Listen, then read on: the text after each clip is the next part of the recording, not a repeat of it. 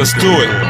I'm Black Hannibal, running through your capital on elephants. Civilize the savage with my elegance. Militant intelligence, run through your defense. Strike like a ninja, slice, cut, and injure. Leave no prisoners, just bodies on the battlefield. I'm Spartacus with a sword and shield. Something like a marksman with cold blue steel. War paint on my face, keep my identity concealed. Advance on your camp like dozens of killer ants. Snatch your king like chess, checkmate is his death. While my team have fun with your queen. Throw your bishops off the roof, your knights flee the scene. I plant bombs in the home of your pawns. The detonation shook the foundation of your rooks. Holding shotguns with double barrels. They impact so hard when it blasts through your body travels. Yeah. Street Spartacus. Black Spartacus. Black Spartacus. Black Spartacus. Black Spartacus. Black Spartacus. Burn your flag as I overthrow your government. New politics, no Democrats and Republicans. Spiritual systems built by wise men who's true in living. The foundation's no longer Christian. Teaching universally the wisdom of the nations. New currency, no more dollar bills with white faces. No more Caucasian domination. All races participating, cultivating education. The people hungry and they ain't waiting. No more debating. Let's overthrow the haven to Satan. This whole world needs some new changes. Rulers with new faces. It's time to take out the racists. Spartacus from the new ages. From the page to the stage, pull a blade on the money changers. Spartacus from the new ages. From this page to the stage, pull a blade on the money changers.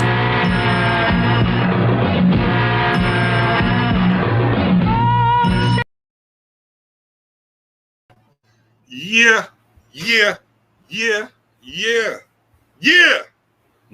Peace, power, prosperity, everybody. Rob Blackstorm, what's up? A shout out to Philip Boot in the building. All right. Shout out to everybody in the building. In the comment section, hit that like button when you walk in. All right. Hit that subscribe button if you're new here. I have a special guest today.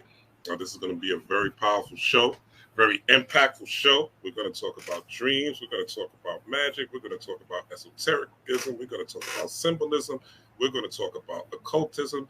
I have here my special guest, the illustrious, the magnificent, a man I consider a genius, I consider a peer, and I definitely learn from, very proficient on Facebook, Instagram, funny as well, great sense of humor, the illustrious, magnificent Michael Bell. Welcome, sir. Man, thank you. I appreciate the introduction. You know what I'm saying? And likewise, like I say, man, we was just discussing before we came online. Some people on Facebook just to pass time, others on there actually doing work. And for a while now, man, I've been learning from you as well. I know you come there to work too. So, you know, it's an honor and a privilege because I appreciate the work that you put in too. Yes, sir. Thank you. I appreciate that.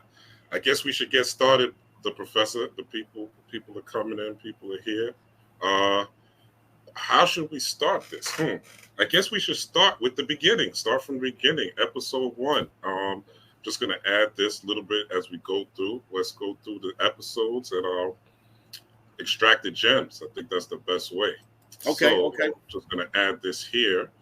And let's go to the first. This is the episode list. So Sleep of the Just, season 1, episode 1. Okay.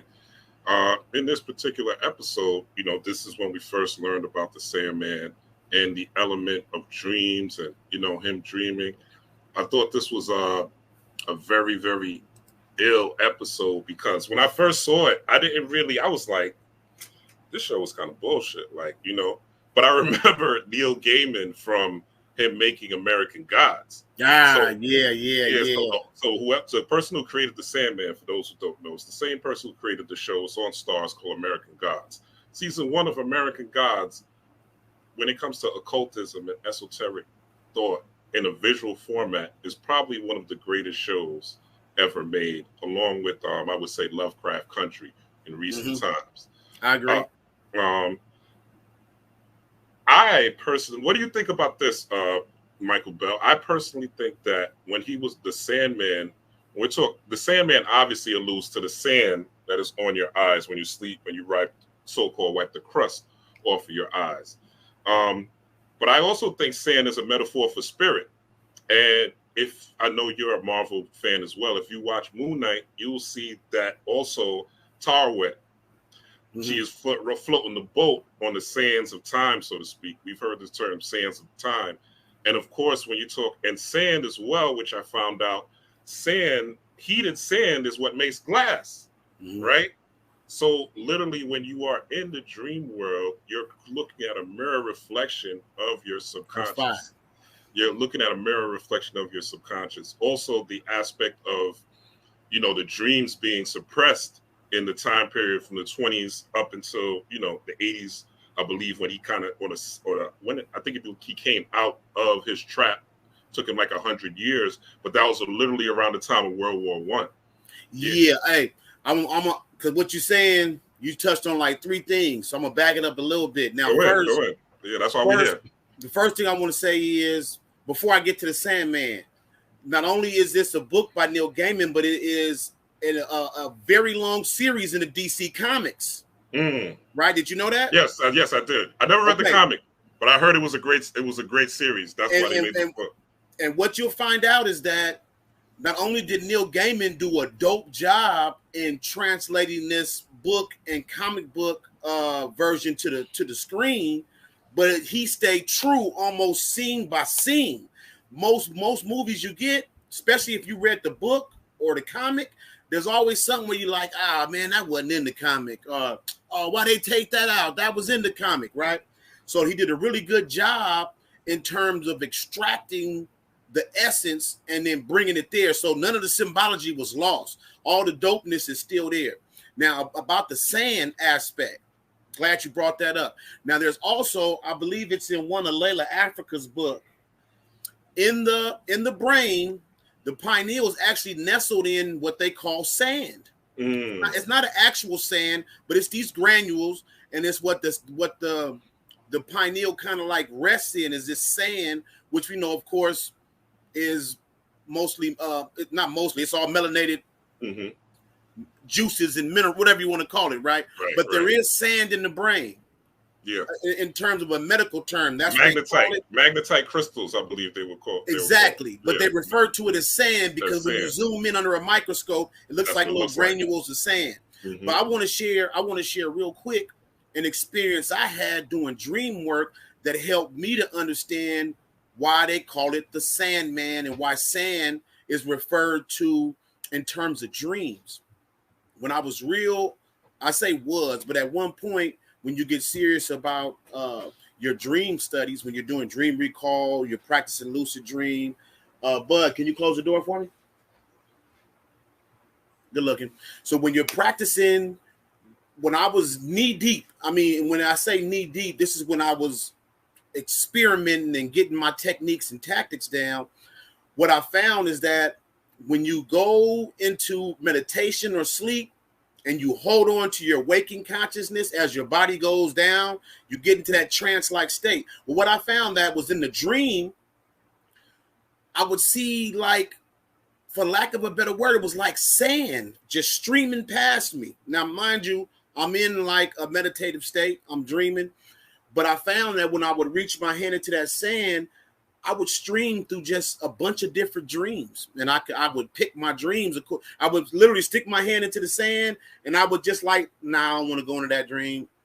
Oh, that's dope, but now I'm gonna pass on that. And so for me, I always equate the sand reference in dreams to those experiences I always had when I selected which dream I would choose to go into. So that's why I'm glad you brought that up, because there was something I wanted to mention. And then I wanted to say one more thing about the Sandman. You have to remember, too, that the Sandman, his real name is Morpheus. A lot of people not up on Greek mythology. Morpheus is the Lord of the Dream in Greek mythology. Yeah, some Junkyard Jedi 77. Yeah, sand is a reference to passing the time. And that's also why in dreams, time passes differently. They kind of touch on it in the series, that time passes differently. We get to that like near the end of the series, and we'll bring that back up about the passage of time, because all of this is a dream. What you have to realize is that when we're watching movies and TV series, it's all a reflection of a dream, which is why movies and dreams always start. It never has a real beginning. It usually starts and somebody's in the middle of a conversation, just like a dream. But what I wanted to say though, real quick, was Morpheus. Now, Morpheus is the Lord of Dreams in Greek mythology. Oh, wait, I know where you're gonna go because I think I'm going to you melanin. But go ahead, I'll let you break it now. down. Most of us think of Morpheus, we think of the Matrix, right? And so one of my things I like to bring up, and I'm going to point it out over and over as we go through this, is that number one, we have to realize that really there is no bad guy and no good guy. It's all just showing the duality within you. So the good guy is just the polar opposite of the bad guy. That's why it's the antagonist and the protagonist. Now, in terms of Morpheus, remember, Morpheus had that red or that blue pill, right? The only difference is the Sandman didn't have no blue pill option, only the red. That's it. Only was to show you what was it? The red pill showed you the true nature of reality or whatever, right? Yeah, right. That was the wake you up pill. Now, we see that the Sandman had that red ruby. This is a side tangent, but I just got to drop this. Now you're going in. What nobody really thought about, I always use the Matrix as a reference. Nobody looked at the Matrix to wonder about Morpheus in terms of Neo and his waking up. Morpheus was the god of dreams. So his offer to Neo was either you could stay in the current dream or you can go deeper into the dream. A lot of people assume that Morpheus was there to wake Neo up. Morpheus was there to take Neo deeper into the world of dreams. And that applies because what you find is that if this show is a reflection or a mirror of the dream world versus the waking world, there's a lot of time when you wake up and you can't even tell the difference between the dream and what was real. You might wake up in tears. And for you, that dream was very much real. But the thing we have to realize is that, like that song, Roll Your Boat, you know, merrily, merrily, merrily, life is but a dream. So a lot of times we look at these movies and we see like Neo, he woke up to the real world. No, Neo actually went deeper into the dream to realize that really the real world is not even what we consider to be real. If that makes any sense. But I just wanted to drop that, just that connection between Morpheus and the Sandman, because a lot of people, I don't know how deep they are in terms of Greek mythology, but Morpheus was indeed the Lord of Dreams in Greek mythology. And his brother, believe it or not, is Thanatos or Thanos. So I just wanted to drop that in case people didn't know. Yeah, I didn't know about I knew about the Morpheus reference just from doing research on it, but I didn't know about the Thanatos, the Thanos thing. That's pretty deep when you think about it. When he says that he's inevitable, you know. Exactly. Yeah, Thanos says he's inevitable, so it's just like that nightmare or that dream. It was interesting in the first episode. When I was watching, I was like, this guy reminds me of, basically you melanin, or basically it would be considered DMT, right? Well, Morpheus would be considered DMT, and how you melanin, they can't really capture it. Like melanin, they can say, okay, this is for the color. Neuromelanin, they can say, okay, this is localized in the brain.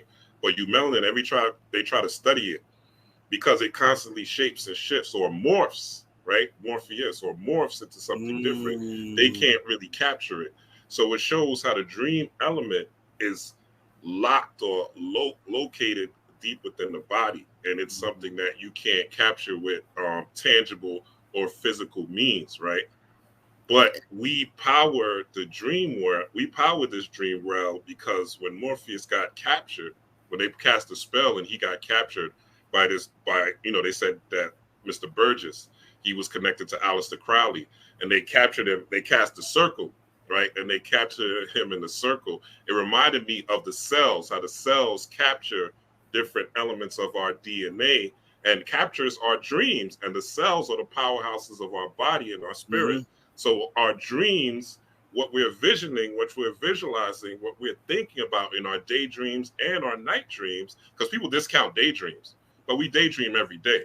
We literally go into the dream world, even when we're waking. Yeah. And sometimes you can have this type of ecstatic experience or dreamlike experience while you're sitting in forest or sitting in nature, and now the cells are activated. You have neutrinos, which are aspects of light, right? And what are dreams? Dreams are giving light to your innermost thoughts.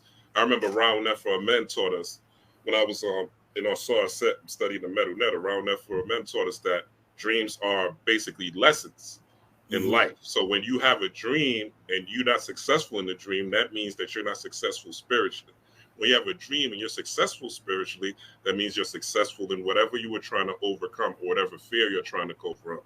And he said, when you're lucid dreaming and successful, then you're ready to advance to the next level of spirituality. I thought that was dope, because a lot of this, and there are people, Michael, talk to me, because in the beginning, obviously, he gets trapped. In his trap, it looks like an hourglass. The hourglass looks a lot like DNA to me. Like the DNA double helix. If you look at an hourglass. Yeah. What I saw in that was similar to what you said. Not so much with the DNA with the hourglass, but I did see that they attempted to capture something that was elusive, and even though they technically captured it, they never mastered it or got really any real use out of it, other than the side effects of tampering with it, but they never unlocked the secret, so to speak, right?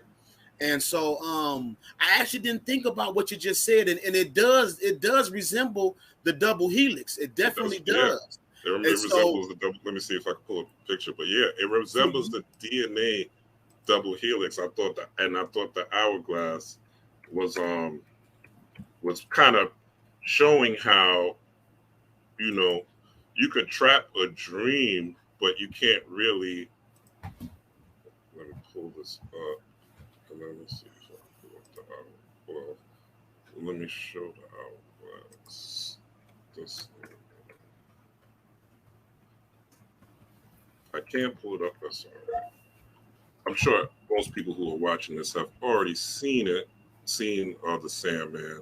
Yeah, I can't pull it up, but I can pull up the DNA. So let me share. Can y'all see that or no? Not up yet. Okay, hold on. Let me do this.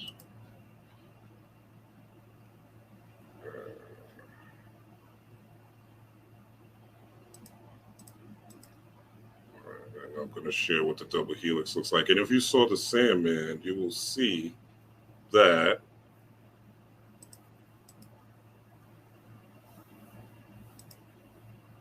okay, I just shut down on the screen.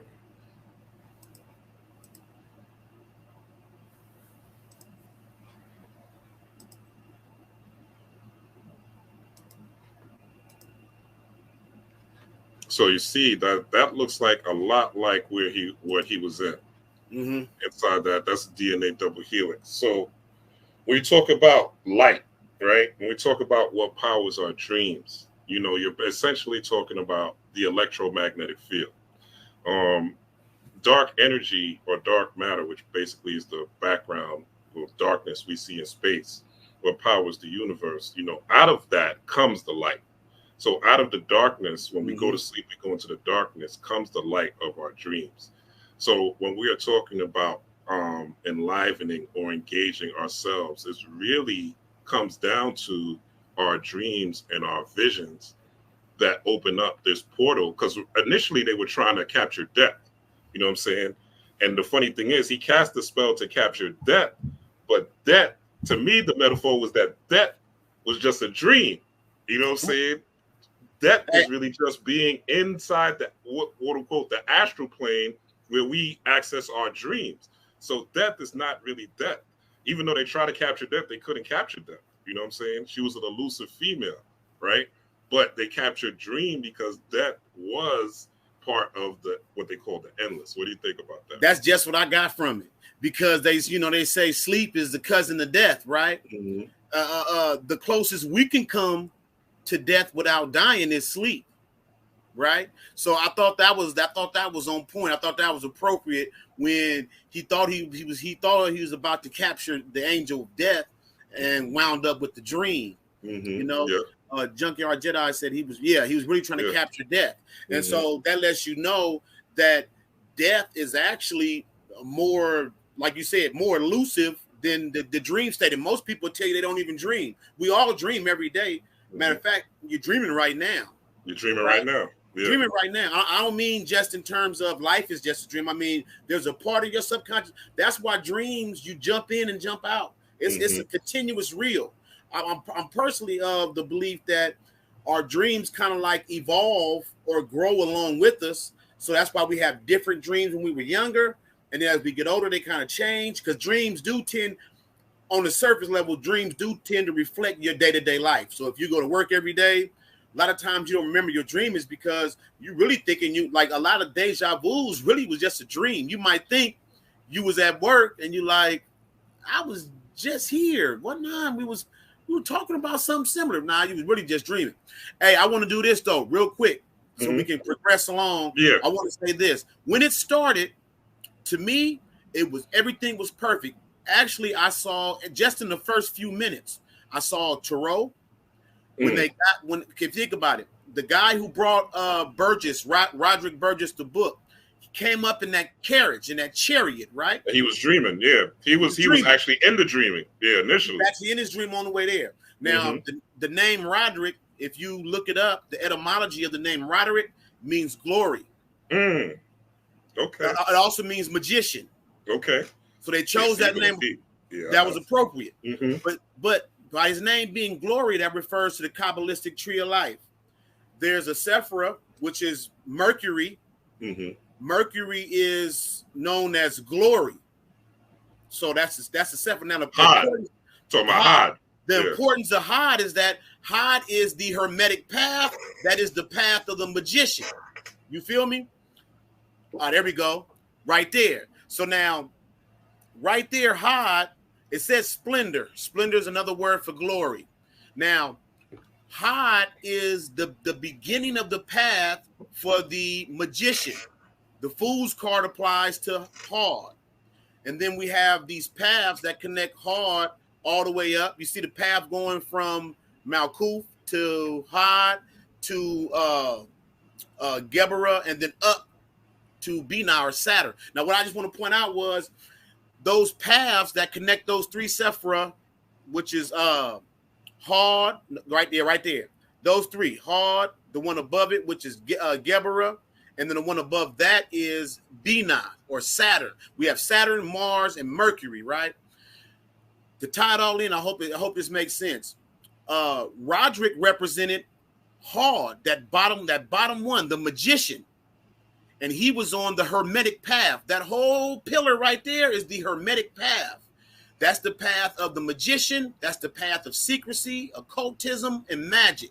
Now, the significance of that carriage, or that chariot he was in, the only way you can cross the abyss and get to Saturn being our mundane understanding of Capricorn, death, time, limitation, things like that. The only way you can cross the abyss, there's a path that requires the chariot.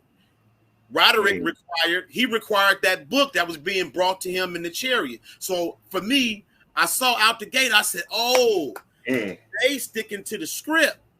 And like you said, Roderick was like an analogy for Aleister Crowley, because in the comics and then in the book, I never read the book, but I did go online and get bits and pieces. It was said he was like a Crowley type figure, you know. They said it was rumors that he had the devil trapped in his basement. So this is a real person, Roderick. Nah, he's more like an analogy for Aleister Crowley. Gotcha.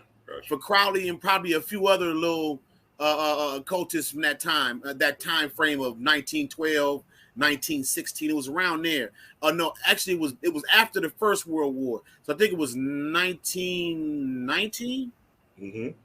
Yeah, it was 1919.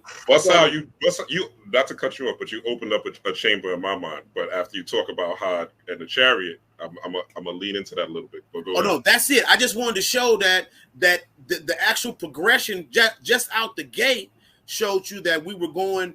He's somebody just said about it.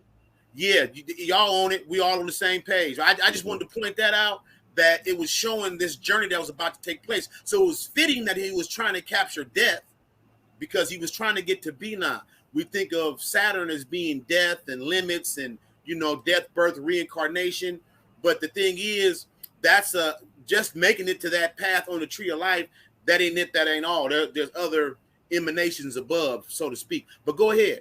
No, I want to, because you were talking about Hod being the chariot. So Now, I wanted to show you, I have a theory. And this is my theory. That Mercury, right? When you look at the astrological symbol of Mercury, right? This cross is literally the emanation. In Cometian theology, they talk about the waters of Nu, right? And emanations out of the waters of Nu. So this would essentially be, the chariot would essentially be the moon, or the moonlight, representing your emotions or your energy in motion, and the sun representing your consciousness, right? And this being the activation of energy, because Mercury deals with communication. So when you're communicating, you're literally, there's two forms of communication that we deal with most. People also always think of verbal communication, but we also communicate through our body language, which is the reflection of our emotions or the reflection of our light.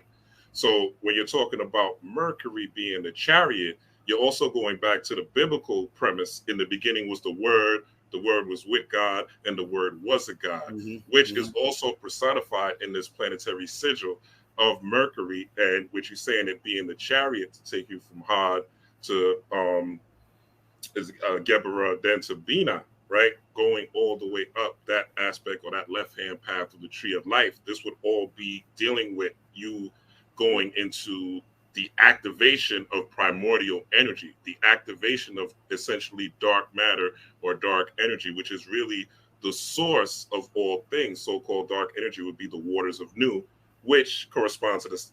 I've been talking about this on Facebook and on Instagram today, but the waters of Nu would correspond to dark energy, which is 70% of the universe, the same way you have 70% water in your body, and there's 70% of water on the earth. So it all comes together to show you that we communicate through this vessel of dark matter, which would represent that moonlight, or that dark, or the reflection of dark energy, which would be also, going deeper into the science, black body radiation, which is behind all things, and a reflection of dark matter and dark energy, black body radiation, which now brings forth the electromagnetic spectrum of light, which is also going further along the tree of life. If you look, you see severity, and you see the sigil. I don't know if y'all can see it, but and you see that it is Mars, that Martian energy being activated to bring forth the Saturn type experience, which is karma, or quote unquote what goes around comes around, which is the sense of magic, which is you are drawing from the darkness or dark matter or dark energy, as in Doctor Strange, when the ancient one said she was basically taking energy from the dark side. And remember, like in the end of Doctor Strange, they was like, oh, she's taking energy from the dark side, but that's really where you are getting your spiritual power. So that's why, all being said, this is why it's very important to meditate. This is why silence is very important. This is why going out in nature with silence and having your quiet time. Even in the Bible, it talks about going into your quiet room. Jesus going 40 days, 40 nights, sitting in meditation and quiet contemplation. Because when you get into that darkness, you are able to now tap into that sand, so to speak, or the sands of time, or those crystals, or that crystalline part of your pineal gland, so you can get this knowledge, wisdom, and understanding. That's all. You sparked something in me, so I want to bring that up. I said this too real quick. It's crazy that you brought up the sigil for Mercury, because if you look at it, it kind of does resemble the hourglass a little bit. But in the breakdown that you gave, the sigil for Mercury actually represents the sun, the moon, and then the combining of those dark energies. The crescent at the top, because the Mercury is closely associated with Taurus, so we can see the bull horns. Right, that's actually a crescent. The circle is actually the moon, and then the bottom half is Venus. So it represents that whole astral triangle at the bottom of the tree, which would be the moon, Mercury, and Venus. And without that, you won't travel any higher in terms of consciousness. I'm talking about not the physical planets, but the essences that they represent in terms of thought and mentality. Exactly. Venus being right here. So Mercury being right there. Yeah. And Venus being right there. And then the moon just beneath it. I call Netrak nutsack. Yeah, nutsack. But I just want to say that. Now, if you want, now we can get back to the show. Yeah. Remember, once they captured Dream, the sleepy sickness came about, right? Mm-hmm. They called it infant infant encephalitis something, right? Encephalitis something, yeah. Something. But what I thought was kind of ironic was, who's the first person they showed that wouldn't wake up? You remember? The first was a black girl. Yeah, dark-skinned black girl. I thought and our father, what I thought was dope was the one that first came to get her. Try to wake her up. The masculine energy, yeah, it was trying to wake her up. I thought that was pretty dope, just in terms of anybody who's done any research into the plight of us as a people. It's clear to see at some point we actually did go to sleep. It wasn't long. Wasn't long, but we did go to sleep. And so a lot of us feel like we that father trying to wake somebody else up. But you see, she didn't wake up until it was time for the dream to end. You feel me? But I just thought that was, for me, that was one of those, the first person they showed that would not wake up was a melanated being. I thought that was on point. And so, that the whole, on the mundane level, by the dream being captured, by people not having access to dreams, that was like a commentary on everything that happened in the world from like World War I up till now, showing that people lost that connection to the dream, to those states of quietness. More so technology stepped in where it should have been more natural, more internal. And you see the nature of the life that we end up living as a result of not having access to the true dream. So I thought all of that was really on point.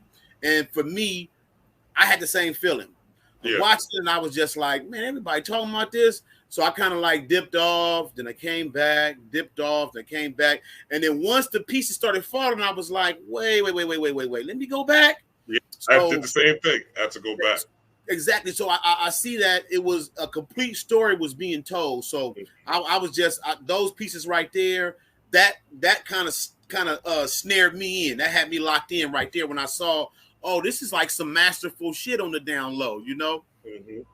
Let's look a little bit at episode 2, Imperfect Host. Thought this episode was really deep. Something that I think a lot of people wouldn't really get this episode.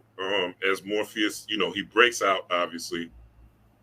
And the interesting thing, it was love that broke him out. Remember, it was the guy's boyfriend that is the one that he saw that his seal has been broken. And he was like, he looked at Morpheus, he was like, meaning that, I see that this shit's been broken, but I want you to get up out of here. You know what I'm saying? He knew that his boyfriend, even though he loved him, he knew he was wrong.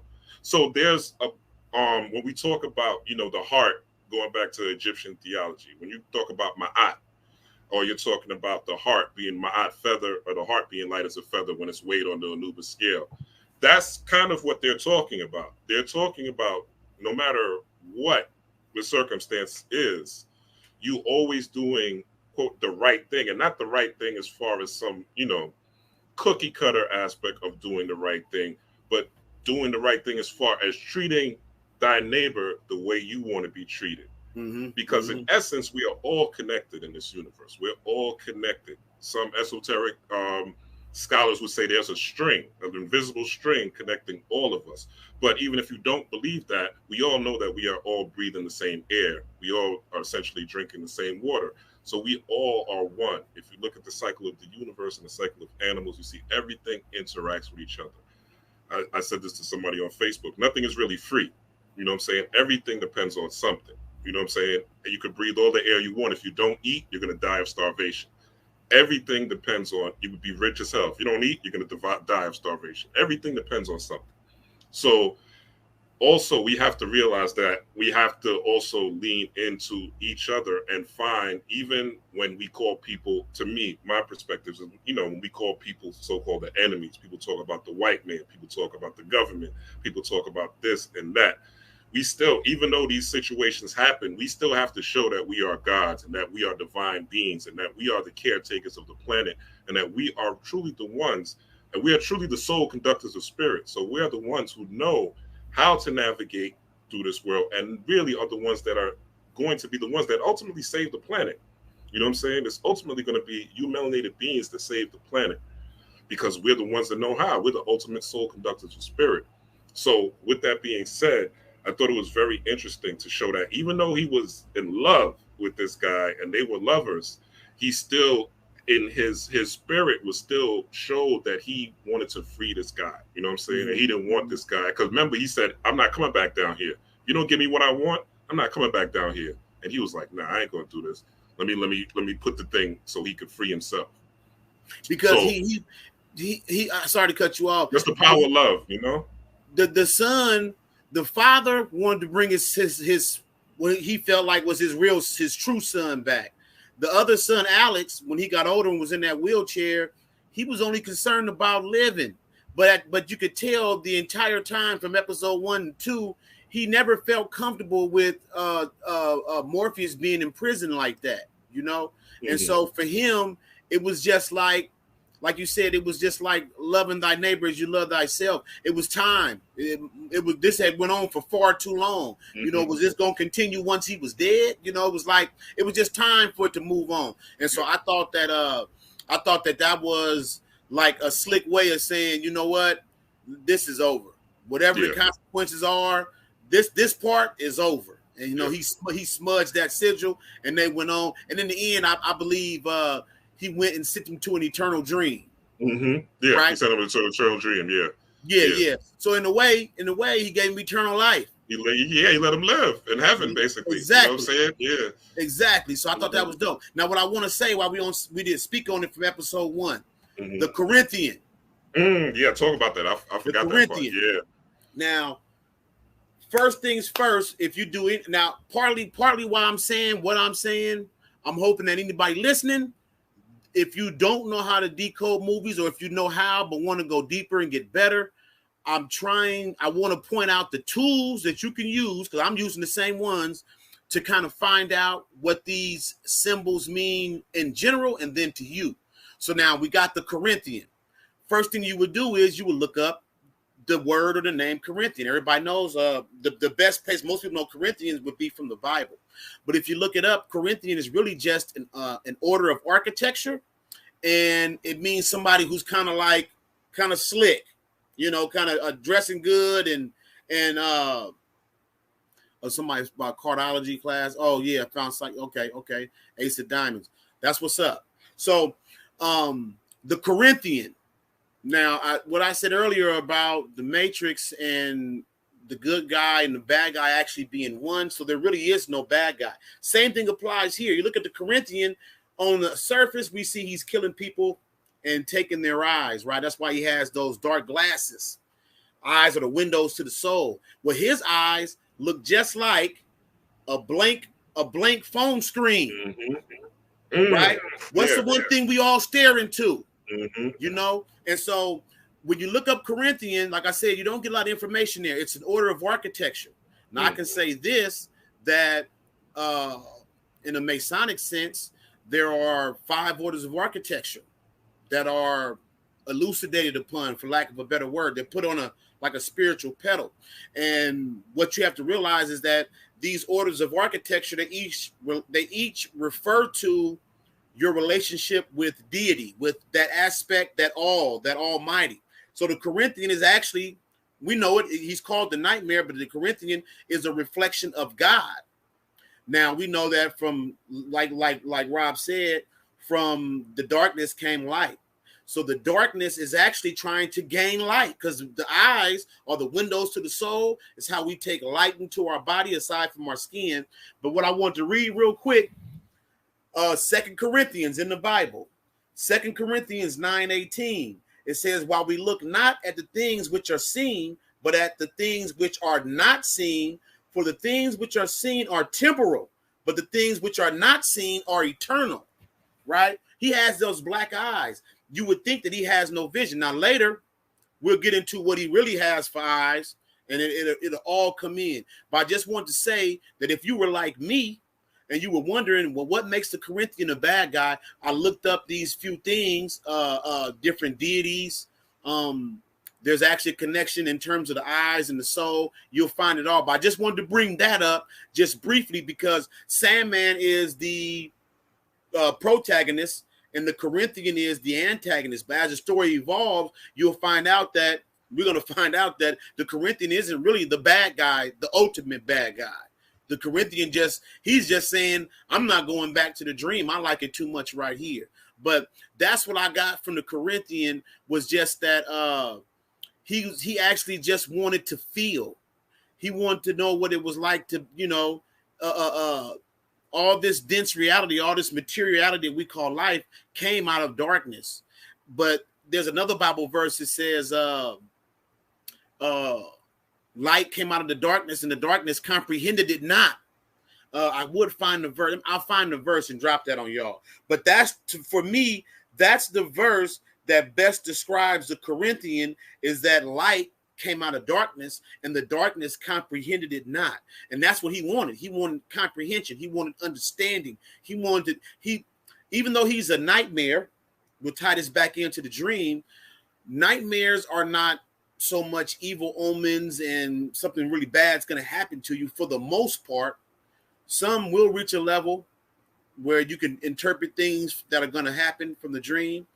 But for the most part, a nightmare is just a really urgent message from your subconscious mind. That's all it is.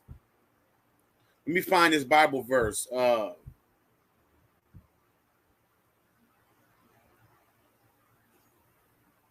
Light came from darkness, and darkness comprehended it not. Sorry about that, Rob. Let me just find this real quick. So I was looking at this manual lessons, right? About Paul. So I don't, Corinthians in the Bible, and it says Paul wrote in his second letter, known as First Corinthians, about the topics of division, sexual immorality, lawsuits, and marriage, right? So it goes back to your point of his eyes being just pure darkness and eyes being to the window of the soul, and him not being connected to the soul, him not wanting to be, even though he was a nightmare, right? The nightmare was ultimately supposed to be a lesson for people, but people took that nightmare, and because they fed on it, so to speak, because the Corinth was out there in the world taking out eyes, it was a representative of when dream was gone, right? All that time, how the perception was getting more and more perverse because people were not able to dream the dreams that they wanted, and they were left towards their animalistic earthly desires. We were living nightmares instead of living the dream. Mm-hmm. The nightmare was living amongst us. And I just want to say real quick, the Bible verse I'm talking about is John 1:5. It says the light shined from darkness, and the darkness comprehended it not. So that was the Corinthian. Light,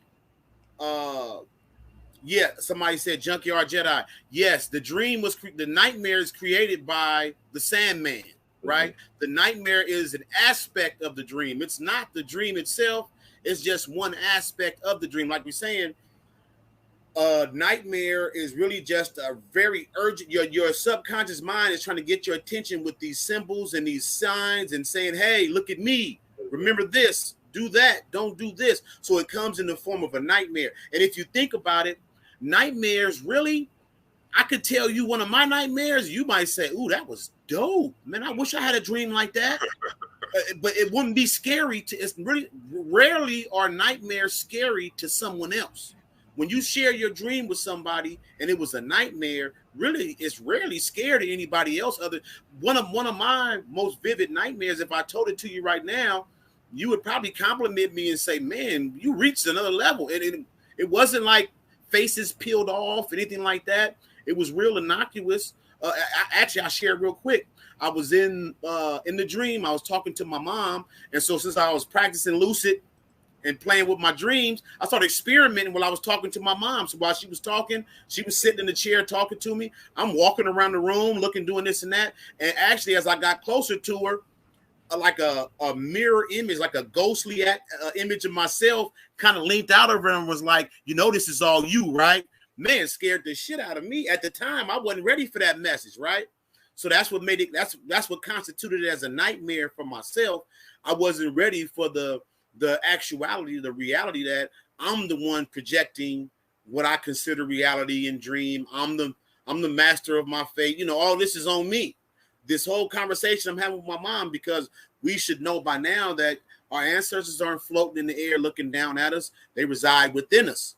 So while I was playing with this dream and talking to my mom passed away, by the way, which why the dream was so profound to me, right? She passed away years ago. So to have this dream, where I'm a point where I lucid, I'm going to play with this dream. I'm going to walk around. I'm going to experiment. I'm going to get close to my mom. Of course, I'm going to get close because I miss her. Just to say that, when I describe it to other people, they always say, man, that was dope. Man, at the time, I wasn't ready. Man, I shot straight up out of sleep. I was just like, ooh, I'm not playing like that. For a minute, I said, I'm not playing like that no more. You know, what was that all about? You know, so just to say that a nightmare, I know people who have what they call nightmares, and they call me the next day like, man, I just had it. I had it, dog. Came to me. Nibiru's finna show up in the sky.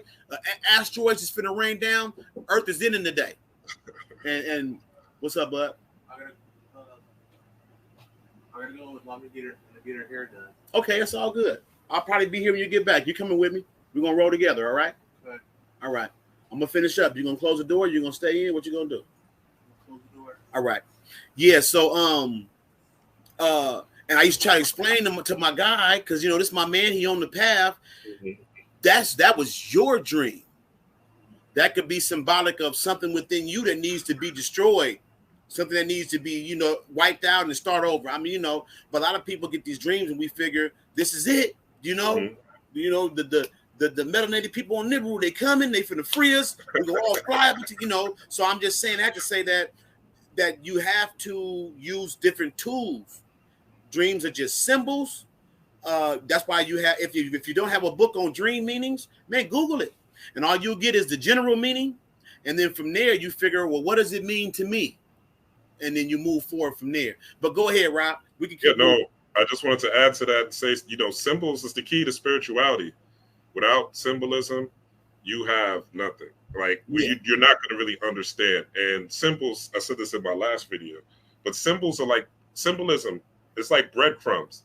So once you're raising your energy and you're cultivating so-called kundalini, and you're raising your frequency, so you're in meditation, you're doing your prayers, you're doing these rituals, you're shifting your diet, you're eating things that are more light-based, so-called plant-based or light-based. You're eating more greens and stuff like that, right? You're churning this energy, right? That's what you're basically doing when you're doing rituals. You're churning energy, wearing crystals and stuff like that, right? Sitting out in the sun gazing, moon gazing, right? Being in nature, cultivating all this energy. What's going to happen is you have dreams, right? Visions of where you want to go, what you want to do, what you want to manifest. And when you're doing these things, the universe will show you symbols. Sometimes there'll be numbers. Sometimes there will be, you know, you might see an owl somewhere, you know what I'm saying? And that owl that you see is just reminding you to remember wisdom. Or you see a falcon or a symbol of a falcon, and you know that falcons remind you to put your, you know, your will into your divinity, you know what I'm saying, not into your animal self, so forth and so on. There's all sorts of different breadcrumbs on the road I call the road to the Wizard of Oz, or the road to see the wizard, which is you internally, but this is the external reflection of your wishes. So understanding symbolism and understanding signs and symbols is very important. Somebody asked a question. I wanted to put this here, Mike, for you to get into. What is a good way to remember our dreams? Oh, okay. That's the first step. Okay. Well, what I did, and I tried a lot of different techniques. Now, what I'll say is this: if you have problems, not problems, if day to day you wake up and you don't recall your dreams, this is a great way to get started. First thing you do, if you don't meditate, start meditating, and then you keep a journal, and then when you come out of meditation, you write down everything you recall. And you treat your meditation recall as dream recall. So people tell you people say, get a book and make a dream recall book. Well, what you do is you start a meditation book and you treat everything you saw in meditation as a dream. You think about it, write it down every month, every 30, 45 days, go back through it and reread it. And what you do also is during the day, you treat your waking life like the dream. And then you think about it and you know, reflect on it. Maybe even even write that down as a dream. But what you're doing is you're telling that part of your subconscious mind that this is what I want to remember now. I want to remember dreams. I want to recall dreams. So the best thing to do is start treating everything as a symbol in the dream. I would walk down the street. I would look up. Most adults, we have a habit of either driving, looking straight ahead, or if we're walking somewhere, we either got our face buried in our phone. A lot of us have a bad habit of even looking down at our feet while we walk. So, yes, meditate, get a journal, write it down, treat your waking life like a dream. Now, also what you can do, change up your sleep. So by that, go to sleep a little earlier, maybe set you an alarm to wake up in the middle of the night, like around 2 or 3. If you do that, don't get up, don't get active. Already have your phone where it's on mute, colors real low, so it won't be bright and wake you all the way up. You should remember a dream then, even if it's a bitter piece. Have your journal. Everybody has a notebook in their phone. If you go to your phone, if you go to the actual paper, have a soft light on, write down what you recall. If you go to your phone, write down what you recall.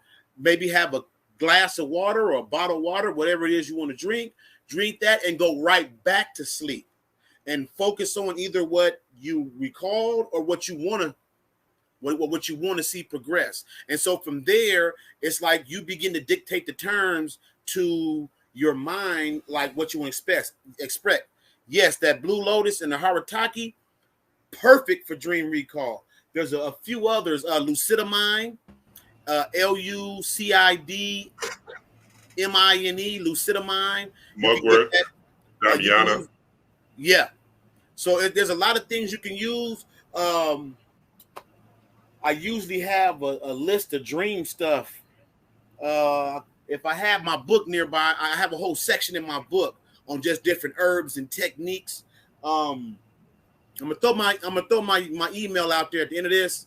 Hit me up. Anybody, I share whatever I got, especially in terms of, because I'm heavy on dream interpretation, dream symbol. So I'll definitely let you know about any tips I have, and we can take it from there.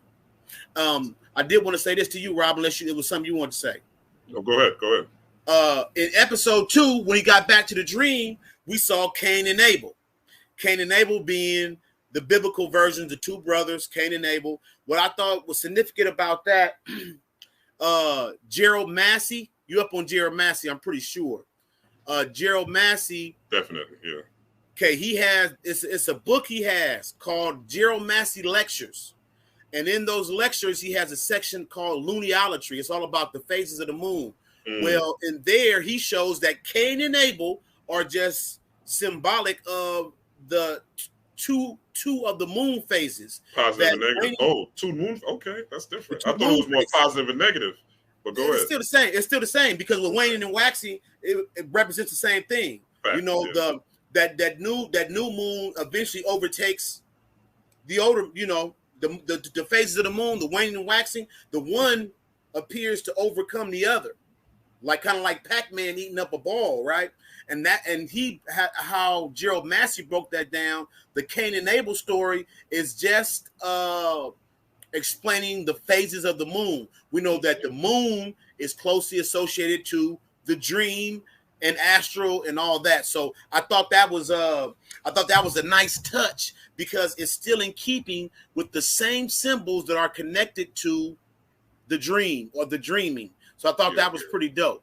Yeah, Cain and Abel, I thought this was ill because in order for him to get his sand, right, he had to essentially, you know, go and deal with this so-called mythical figure, this gargoyle, to get a little bit of his sand to get back into the dream world.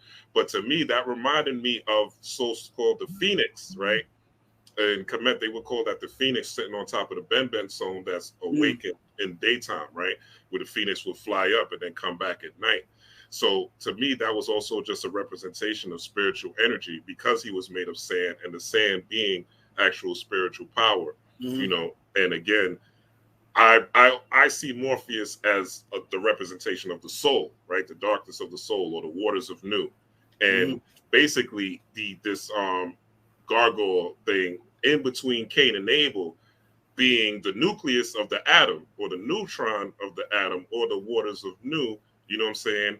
Or the neutrino, right? All this Nu layered up in our, you know, that we don't see in our everyday language, but it all goes back to those waters of Nu and how the spirit is basically just venturing. Spirit was basically in that particular creation, and how we have this spirit within us that'll allow us to access that neutron that's in the atom, or the nucleus of the atom, or that neutron spark. I mean, even when a star collapses, right?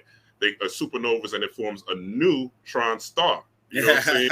Yes, so, you know, it's very deep when you think about, you know, how like this episode, and how in order for him to even get back there, he had to go into the divine, basically the divine spark that is in between the proton or electron, or in between Cain and Abel.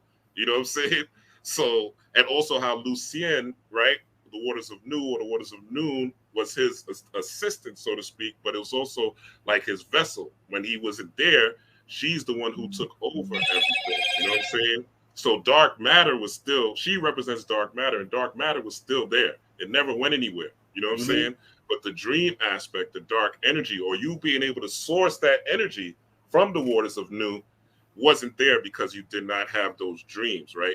And it's often being said that, you know, people are existing in, my dad used to say this. He'd be like, you know, not my dad, my uncle, he'd be like, yo, man, don't be existing in the white man's dream. You know what I'm saying? Go out and get your own. You know what I'm saying? Don't be living in the white man's dream. Now, a lot of niggas is living in the white man's dream. And he used to always say that, my Uncle Ray.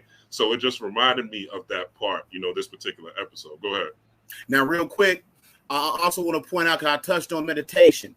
Now, another thing that can be gleaned from that scene in Imperfect Host was, oh, yeah, somebody said drink lots of water. You smoke less weed. Yeah, when it comes to dreams, now everybody's different, though. Everybody's different, yeah. So I say this. When I was on my dream studies real hard 6-7 years, well, yeah, about 7 years ago, I was a smoker. I used to take the panic pack. I would mix it with the tree, and that's how I would meditate. I used to smoke, but I early on I made the connection that the weed was interfering with my dream recall, so I stopped. But that was me. I know other people tell me when they smoke, they dreams off the hook. Water is key. A lot of us are just dehydrated, period. Fuck some dream recall. Fuck any kind of magical work. A lot of us are just dehydrated. Drink lots of water. I'm talking about drink as much as you can. But I want to say this about the dreaming from Imperfect Host. You see, when he went back, everything was kind of in shambles. He had to go to the gargoyle, take back an essence of himself, get back right. Now, how this applies also is, if you, let's say you stop meditating for a little bit. Everybody go through cycles. We might miss a day or two. Some people might go even longer. I'm guilty myself. Sometimes I catch myself and say, oh, man, you tripping. You ain't meditated in X amount of time. The thing is, when you meditate, you should be building a world every time you go. Philip Cooper's book, The Magician, he talks about how to build this world, and not so much even a world. It's like a temple.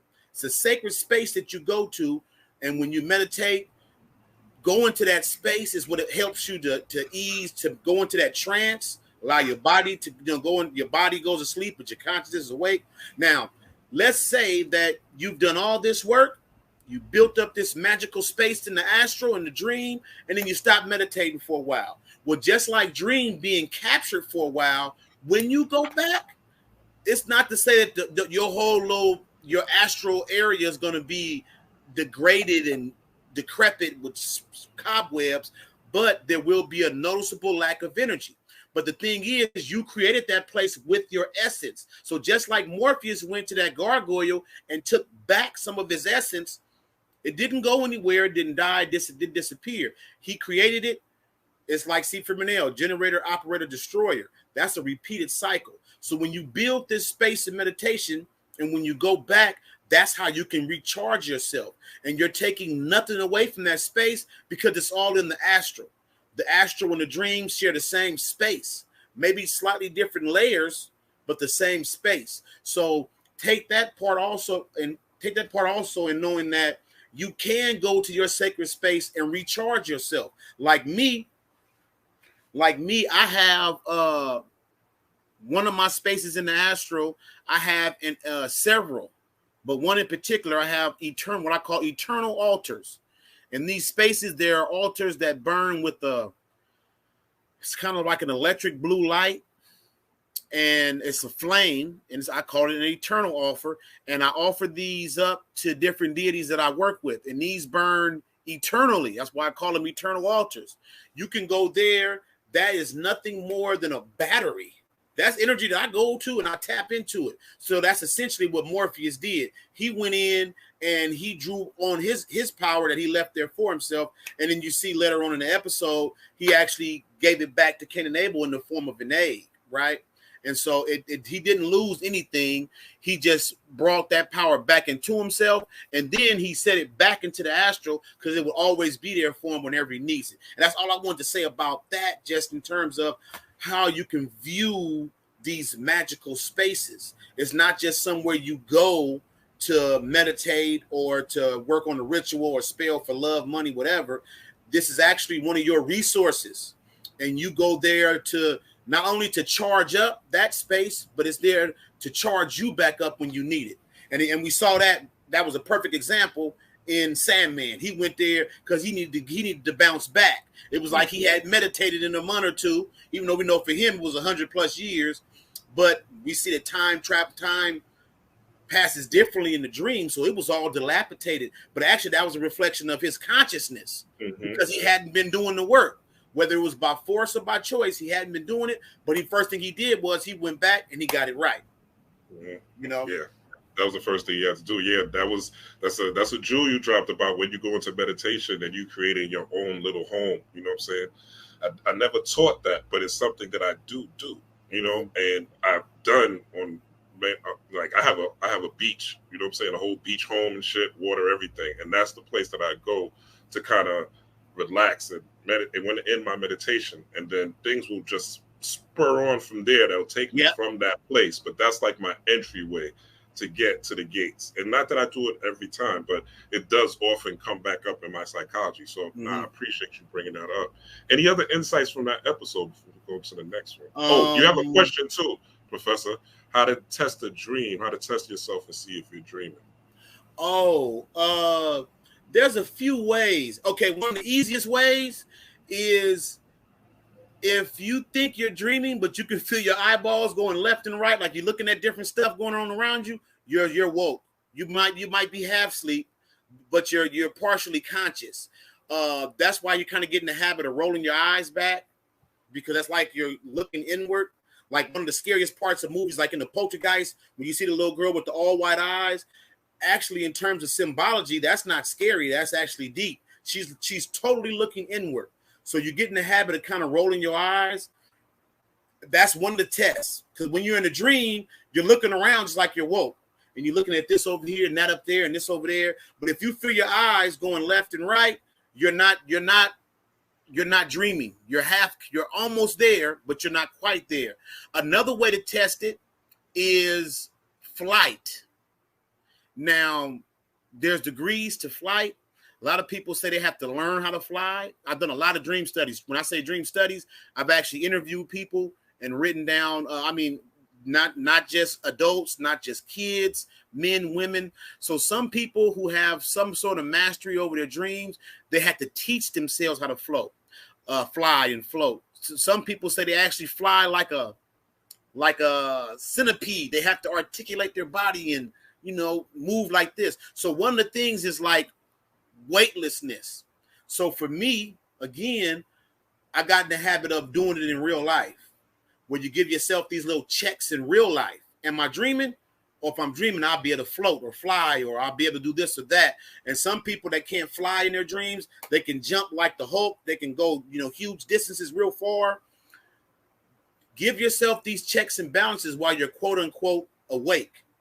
And you'll get in the habit of doing it when you're asleep. Mugwort and wormwood, yeah, those are good. Mugwort is the base for any like spiritual tea or smoke. The stuff that Panic sells, which is dope. I used to be off the Panic packs hard until I got me a copy of Cunningham's Encyclopedia of Magical Herbs, and I started to experiment and make my own. Mugwort is going to be your base. It's real good for dreaming. Mugwort, peppermint is really good for dreams too. But just in terms of how you can test if you're dreaming, you got to give yourself these cues in your waking life when you are quote unquote awake. Now, I will say this too. meditation, ritual, dream, they do have to have some sort of beginning and end. You have to know, don't play with that half woke, half sleep state, which I did. And I'll share with you why you don't do it. You don't do it because if you blur the lines between the dream and reality, which sounds dope, for a while it will be dope. You'll be living in the spirit, you'll be living the dream. But the thing is, like I just said, if you give yourself these checks and balances while you're woke and you say, oh, I should be able to fly right now, it's okay if you stand on the ground. But what if you're 3 stories up and you're used to flying like Neo in the Matrix and you say, oh, I'm dreaming. So you take off and you hop off and you get ready to fly, but you're actually in what we call this waking life. So don't take it to the extreme like I did, because I found myself in a situation similar where, honestly, because I would walk around, I would cradle that half woke, half sleep spirit and still be at work and do everything that I do. I work at an oil refinery. I work at Heights. And I actually told myself, I'm dreaming right now. I'm going to take off and get up. I'm thinking to myself, why am I at work? I shouldn't even be here. I'm dreaming. I'm out. But something in me was like, dog, you are not dreaming. You are at work. So that's why when you meditate, especially if you're doing a ritual in meditation, but the same as if you're awake, rituals always have beginnings and endings. So make sure you do that, especially doing meditation. You want to make sure that if you're meditating and you're going to the astral and these things like that, then make sure that you have a beginning and an end, because you don't want to blur those lines too much. But dream control is something we all are entitled to. We did it more so as children as opposed to now. So make it fun. Don't make it like homework. Don't struggle too hard like, I'm going to remember. Make it fun. Keep it light. And it's going to come to you. It's going to come to you naturally. That's DreamWise. Yeah, DreamWise know what you can use. He know what you can use. Can you tell them the difference between ether and astral? Hit them with the truth. Okay, the difference is etheric is, these are like the layers of your auric body, right? You have the etheric, the astral, causal body, mental body. You got these different layers. The etheric is the layer just above our physical consciousness and just below the astral. So a lot of people, we want to jump straight to astral. And I think that's why a lot of people have problems astral projecting, because you're actually skipping over one step. And it's like say you're going up stairs. If you skip one step, you're liable to trip and fall. So I think that the difference is etheric is more closer and attached to your physical body. So it's also true that a lot of times people think they're astral projecting. They're actually etheric projecting. It's ethereal. It's your etheric body. That's what you're actually experiencing, is an etheric. You're out of body, but it's just like my earliest successes with what I called astral projection, and I still refer to it out of habit, but I know now it was etheric. It's when you find yourself floating above your own body. You wake up and you're floating above your body. You're looking right down at yourself. That is an etheric projection. Astral projection, it is, and these are terms, I'll be honest, I've struggled myself with giving these terms physical definitions, because you read books, how many books to tell you about etheric travel versus etheric, and etheric travel versus astral projection. You won't find many. Oh, that's a good image of the Ka and the Ba. That shows too the difference, the different layers. Good looking. But I just say that I've wondered if maybe this is like one of those occult blinds where you read all these books and all they talk about is astral travel, astral projection. But the only way to really know is to test for yourself. DreamWise is on here. So I want to say real quick, before I ever knew what Dream looked like, he invited me on his show. And this is back in the days, y'all, back in when we was all in panics groups on Facebook. And a lot of people had no images of themselves up on Facebook. It was all, everybody had these avatars before we had avatars. So I'm going to tie this into testing out whether you're in the astral or the etheric or lucid. And so at the time, I was working on what's known as the, it was called the astral tube. most people who deal with dreams and dream studies, you'll notice that at some point there's usually going to be some sort of vortex above you that's trying to suck you in. A lot of people have similar experiences. Well, what's his name? Writes all the books on astral projection. Robert Bruce. I forget his name. He writes all the books on astral projection. I got one of his books down here. I think it's Robert Bruce. But either way, he calls it the astral tube.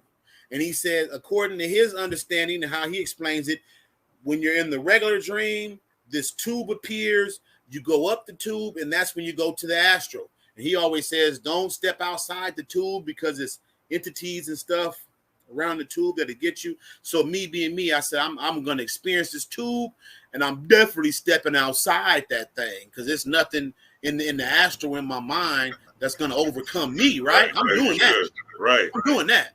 Right. So I'm going to tie this into Dreamwise. I knew I was going to be on this show. This was a few years ago, maybe like 18 or 17.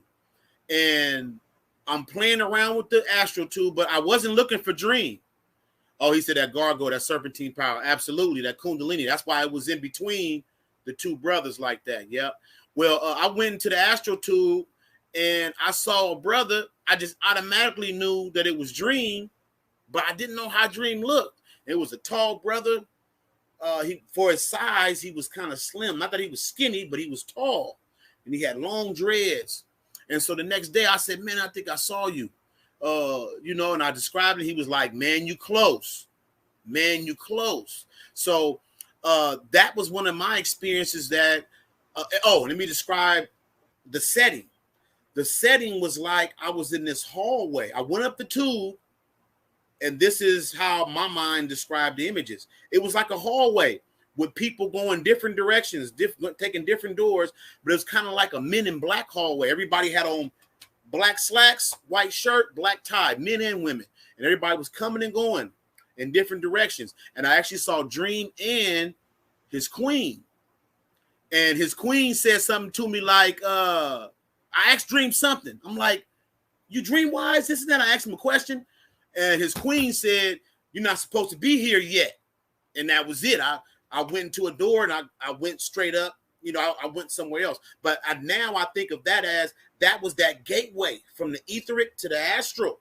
And so that's how I remember that instance as opposed to anything else. Dreamwise, you remember that, huh? So see, I can't make this up. And back then, Dream wasn't doing the YouTubes like he does now. His face wasn't seen. So it wasn't like I pulled this from digging through all of his old Facebook posts. But yeah, hopefully I answered the question how to tell the difference between astral and etheric, because to be honest, for me at least, it's not something simple to explain. I would just say that etheric would be something more earthbound. Astral would be something more cosmic in nature. You know what I'm saying? That's the best way. Let me get some of that, Mike. I'm going to add on to that real quick with this visual. So this is the Egyptian Ka Naba, right? Just to answer this question. So if you look, you see this image right here, and you see the birds flying off of it, right? So when you're talking about the etheric, now I'm bringing you into the realm of science and physics, right? So we can make this practical. So if you talk to someone that is into science and physics, right, you're not just talking some woo-woo symbol. Now, we understand symbolism. We understand it from our point of view. But remember, we're trying to impact the world. So there's people who don't understand this, right? So to put this in a visual from our Kemetic ancestors, this is the Ba, or the Ka, I should say. The Ka, this is the shadow part, right? This will correspond to black body radiation, okay? Black body radiation is the foundation of all things. So everything that you can see has a background of black body radiation, aka the shadow, okay? So the shadow self. So that would be what you call the etheric body. Black body radiation is also going to correspond to dark matter. Dark matter, black body radiation are one and the same. They're not going to tell you that in the scientific books. Ra did, because I have been getting these downloads from spirit. But black body radiation, dark matter, the same thing. So when you're talking about the ether, dark matter is really what the substance that holds everything in the universe together. Is what has the earth spinning or the planet spinning, holds the sun on in its axis, as the asteroids going where they're going. Everything in order is based on dark matter. Dark matter is about 25% of the universe. Remember, you're 70% water, right? The earth is 70% water. There's 70% of dark energy, right? So there's more dark energy than dark matter. So follow me here, all right? I'm showing you the parallels. So the dark matter is literally your soul that is in your DNA. So the soul is correspondent to your etheric body, which would be your shadow self. Now, when you're talking about the astral realm, right, and you're having out-of-body experiences, or you're having lucid dreams, or you are astral traveling, this will be represented by this ba. This is the head that is now flying from the soul, but this is really the spirit, right, that is now flying from the soul, where you could go to DC. You could go inside someone else's dreams. You could look between 3 and 6 a.m. If you got an op, I'm gonna give you a gem. If you got an op or an enemy or somebody at work that's bothering you, you could go. If you're meditating, proficient in meditating, you could go take this ba, go from your shadow self, take this ba. This is also what happens during sleep paralysis, right? Where your body is stuck and you can't move. It's stuck in the shadow self on the ether realm. You know what I'm saying? And all of this is your astral body, right? And your astral body is literally trying to return to itself. There's two components of you, right? This is where you have the word indi, which is your full self, and dual, individual, the duality of the self.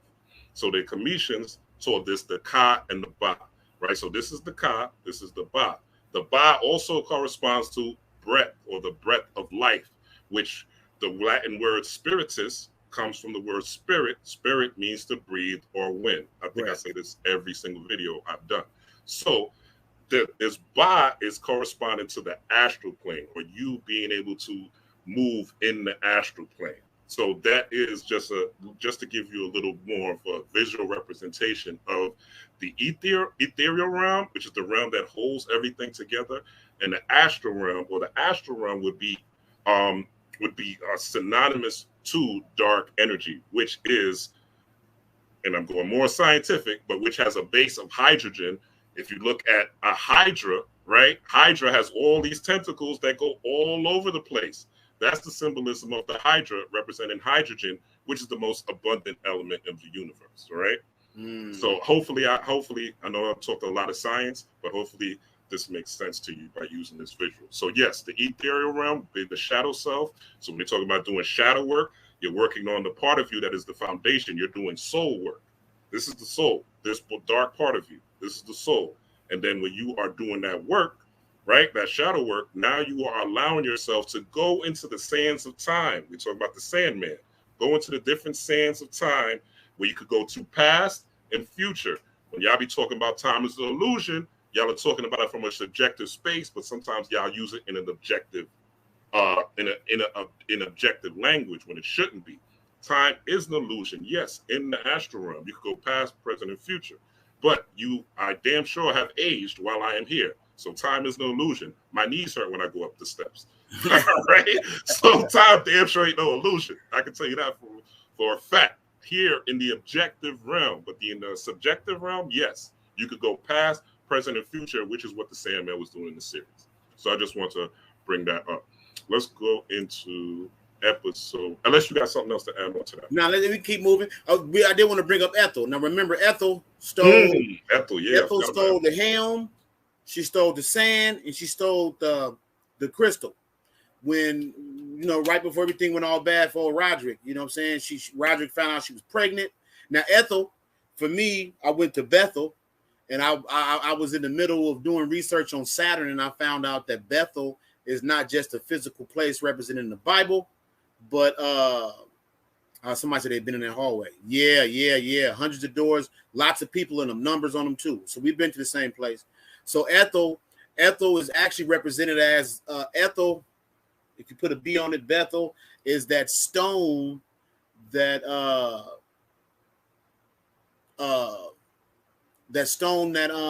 Saturn swallowed, Kronos swallowed.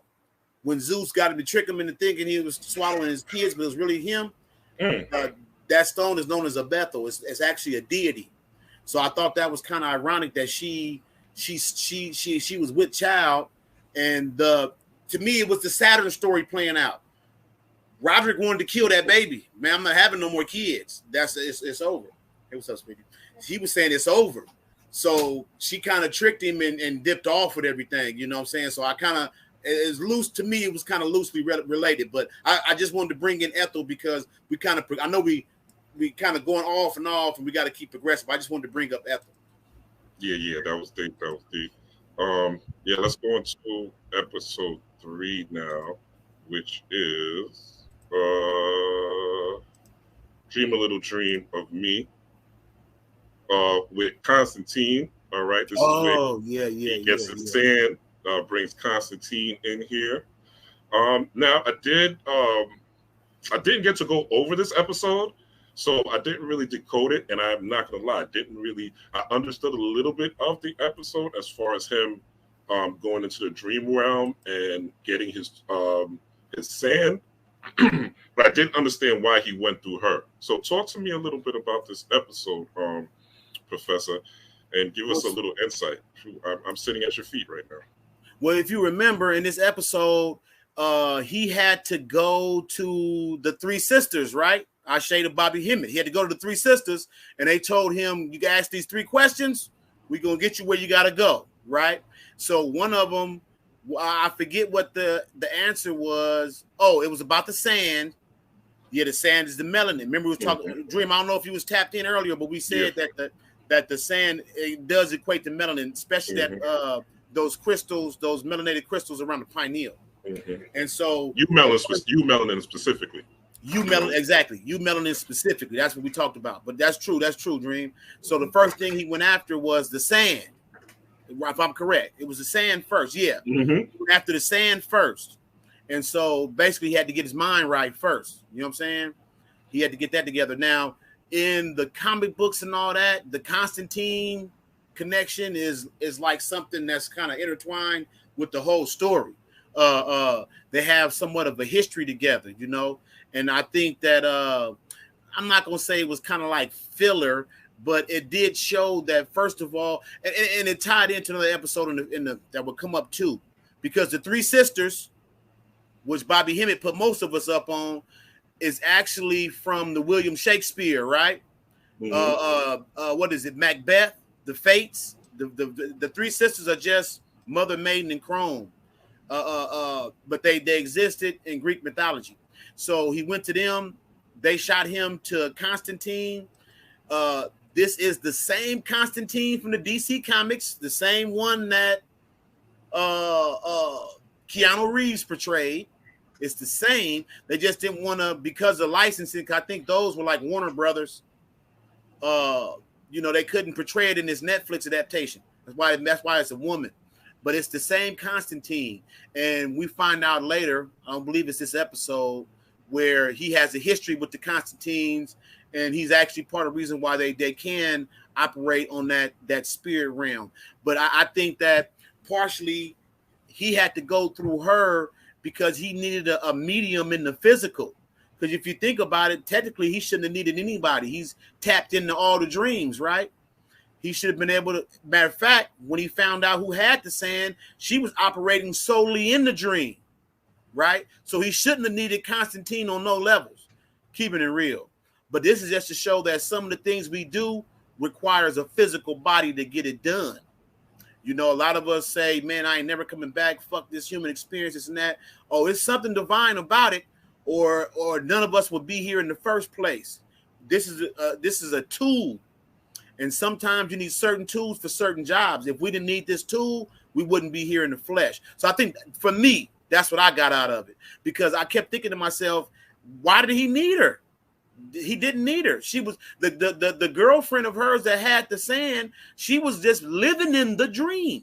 Yeah, exactly. So he didn't need her. But I think it was to show that you do have to acknowledge this physical body, and that it serves a purpose to get work done, especially here in the physical, you know. And notice, like in this picture, she's the girlfriend. They're going down the hallway, you know. And she was in a dream. We're just talking about the hallway, exactly. Exactly. Yeah. I'm pulling up these clips. It's just coming true. Yeah. No, that's cool. That's cool. Like I said, I kind of binged it, so it's one story for me. I don't got episodes in mind, so I need these reminders right here. Talk to us about this, Mike. The demon, her marrying the demon. Now that was dope too. Now we know the demon ain't nothing but genius. You know what I'm saying? So she was attempting. Now she was secretly trying to tap into this genius. That's all I got from it. She was quote unquote royalty, and she was trying to tap into this genius. You know what I'm saying? And so if you think about it, he was a brother, and he was a black man. He was a brother, and he was a brother. Matter of fact, the demon that came out of him, his name was Agaleth, Agalaeth, or something like that. Something like that. Yeah. I attempted to look him up, but it took me to the fictional world of Constantine. I went through all my encyclopedias of entities, and I couldn't find Agalaeth. So I'm pretty sure Agalaeth is a correspondence to another actual spirit, but I couldn't run it down that way. And so if I'm pretty sure if I'd have just digged a little deeper, I would have found it. But how I took it, the same way that sister was the first one to go to sleep, I think it was critical, showing how they try to tap into their genius. You know what I'm saying? And she was trying to hurry up and get this done. Hurry up. She was trying to get that marriage done fast. So much so that the nun thought she was the one possessed. Right? Yes. Yeah, the nun thought it was her because she was so possessed and wanted to get this marriage done. She wanted that knowledge. She wanted that knowledge, that hidden occult knowledge. Exactly. You know? And I have a theory, real quick, Mike. I have a theory that the person behind all of this, right? If you want to call it the Illuminati or Illuminating the 90s, right? If you want to call it the secret societies, whatever you want to call it. I know what you're gonna say. Go ahead. That it's a black man behind all of this. It's a black man. The wicked shit that people talk about, that is the hidden hand, is a black man. Listen. See, I came to. And if you go to the Church of, if you go to England, right? If you study the England and the English nobility, and you go all the way back, it starts from black people. You know what? I came to the same conclusion, only slightly different. It was the gender. Okay.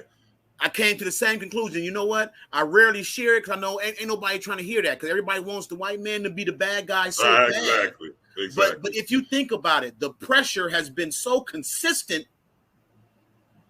But yeah, I don't see. Hey, I get kind of worked up talking about it, but I came to the same. Matter of fact, that's the only thing that makes sense. That's the only thing that makes sense. And to be honest, once you reach this level, you will no longer have a they or them or us, and you won't be mad, because right now you are in Plato's cave, or not even a cave. You're getting poked with a stick, and you mad at the stick, man. Who's poking you with the stick? You mad at the stick? Look at the hidden hand behind the stick, and I came to that conclusion. Only thing I said was, and I don't know why I came to it being a melanated woman, but I did.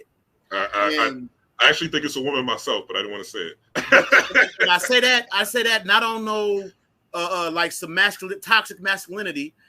I just say it from the strength that the mother is the mother on all levels, or even a hermaphrodite, right? Or even that too. But I just say it's that women aspect, because if you think about it, I always go to Kabbalah. I like Rob because you bring in that comedic aspect way deeper than I can. But in Kabbalah, the tree of severity, that pillar of severity, is the feminine one. A lot of people say, well, why would the feminine be described as severe? Because that's a mother's love and a mother's discipline. You might not understand it at the time, but that's that correcting path, that's that correcting hand. So that's the same thing I came to, Rob. The exact same. Now I want to say this while we're on the topic real quick. Joanna Constantine, she was intent on banishing that demon, but he wanted his helm. And so he like, man, I really didn't recognize you without your gear, you know. Hey, oh, that is you. So where's it at? So he knew. I want to say this too. If you trip off his helm, a lot of people thought it was a plague mask, but it was a spine. Yes. And those were two eyes. Yes. For me, that was representing the medulla oblongata. Yes. It was that spine. He was actually like looking out, because that the medulla oblongata plays, that's the mouth of God. That's important to human consciousness and physiology. But that's what I took it. So he had to get that. He had to get his melanin right. He had to get that sand. He had to gain back access and control to the dream. That was actually where his power was at. And then from there, next thing he said to the little bird, Matthew, was, now we going to hell because he's finna deal with Lucifer. Now, before we move to the next one, I just think it's ironic that we have this physical representation of Lucifer, which I think they kind of missed the mark because Lucifer was more like Satan in terms of, ruling over hell and this and that. But if you think about it, what's the name of his librarian again? You remember? It's Lucien. Dream? Lucien. Yeah, Lucien. Yeah. See, she's the real Lucifer. She's the real light bringer. Yes. Yes. Actually, the one that's being portrayed, that is Satan. Now, a lot of people say ain't no devil, Lucifer. Lucifer represents a higher vibration, a more Prometheus type, Christ level, bringing light down to man, light synonymous with consciousness. Satan, or the devil, represents the lower octave. The best way I always look at devil is if you look at an anagram and read it in reverse, it means lived. It's mankind in this lower state and unconscious and dwelling off ego. So I think that was a hidden dichotomy because Lucien, her name, if you break it down, it means Lux, Lucifer, light bearer. But she's the hidden one because we from this we go and progress, and he goes to speak to the actual Lucifer with the black wings. And to me, that Lucifer seemed kind of petty. Didn't seem like nobody that brought no light to nobody, not to me. At all. At all. Yeah, Mike. Let's go into the next one. Hopefully, I thought I'll be able to smoothly go through it. But hold on, give me 1 second. Yes. Go back to episodes. Yeah. I think, the way you broke down this Ethel, it made me think about, when you said it was a gem, it made me think about the Bible. Not the Bible, but Jehovah's Witnesses, right? And where do they go? Where do they try to trap her? In Bethel. In Bethel. They try to trap her in Bethel, Yep. So we tap it into Hope and Hell. Yeah. Talk to us a little bit. We already kind of went into it a little bit, but it says a lead on the whereabouts of his helm compels Morpheus. That helm, like you said, being the spinal column and the medulla oblongata, and basically how the energy is channeled. The dream was talking about the Kundalini energy or the spiritual energy or that serpentine energy rising during your dreams, So during the day, the energy that you're harnessed, you also put in your dreams. When you're buying these herbs and, drinking these herbs, the mugwort, the damiana, the wormwood, taking the harataki and all those things, you're essentially taking those nature spirits that's in those particular herbs and using those herbs as energy, right? So when you go into sleep now, you have that energy in you. Just to make it practical, you have now that bundle. Picture yourself, you're taking all these herbs and now your electromagnetic field, your aura is now expanding and getting bigger and bigger and bigger. You go to sleep now, you have access to different dimensions in the astral realm. And you are able to go to higher dimensions. So you're able to have these lucid dreams because now your frequency has raised to the highest heights. So essentially, that the part of the mask is that part of you being deep into your subconscious or deep into that or connected to that Kundalini serpentine actual spiritual energy. Spirit is a spiral. So whenever we talk about something serpentine, we're talking about Kundalini. We're also talking about that spiral, and we're also talking about the activation of DNA, what we were talking about earlier. So I thought that was deep. But yeah, let's talk about this a little bit, Mike. Okay, so in this one, we find out real early there's rules to go into different people's domains, which, like you were saying, you can force your way into somebody else's domain, especially if they ain't set up any protections or they're not practicing. Like you were saying a minute ago, doing these certain hours, you can go and visit people and do whatever you want to do. That is true.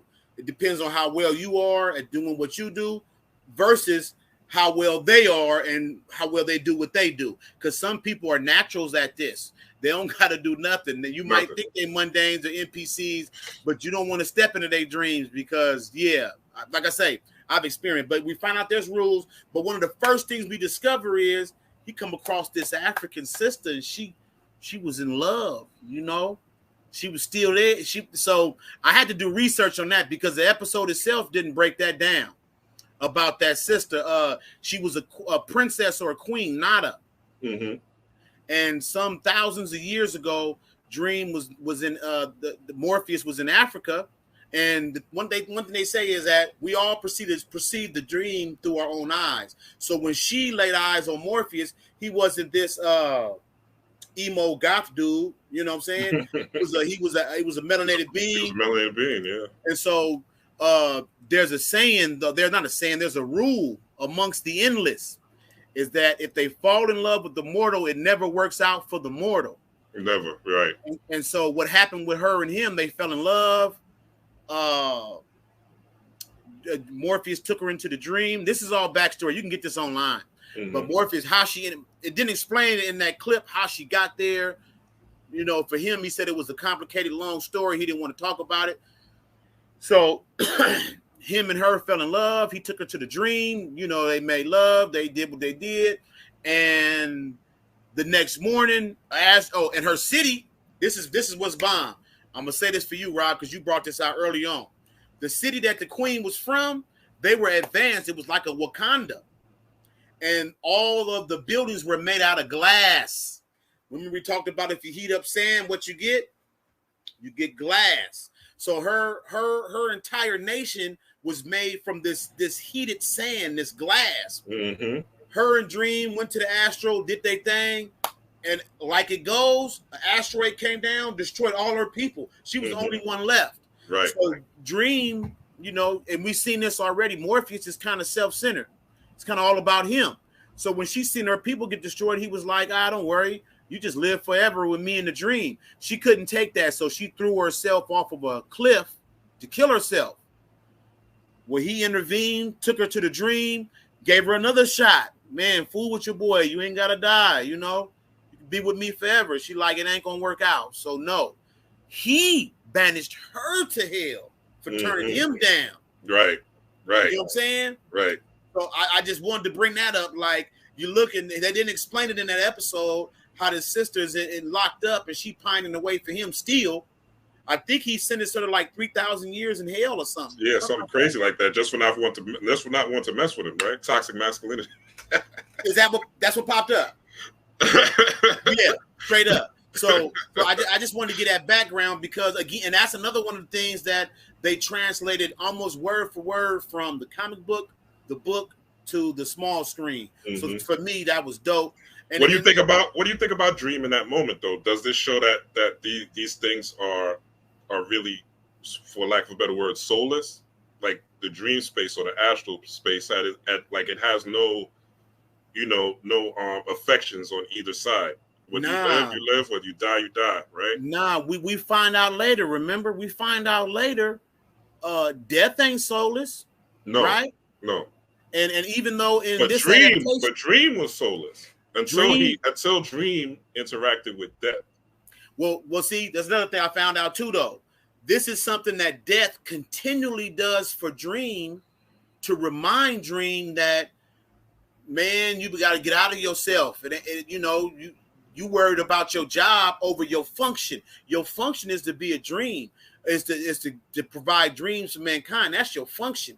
But you worried about a purpose. Actually, your purpose is your function. You need to find satisfaction in the purpose of your function. So while doing your function, that's your purpose. You know, that was the whole thing that death was relaying to him. Because, like I said, just from doing my research, that wasn't just a one-time conversation.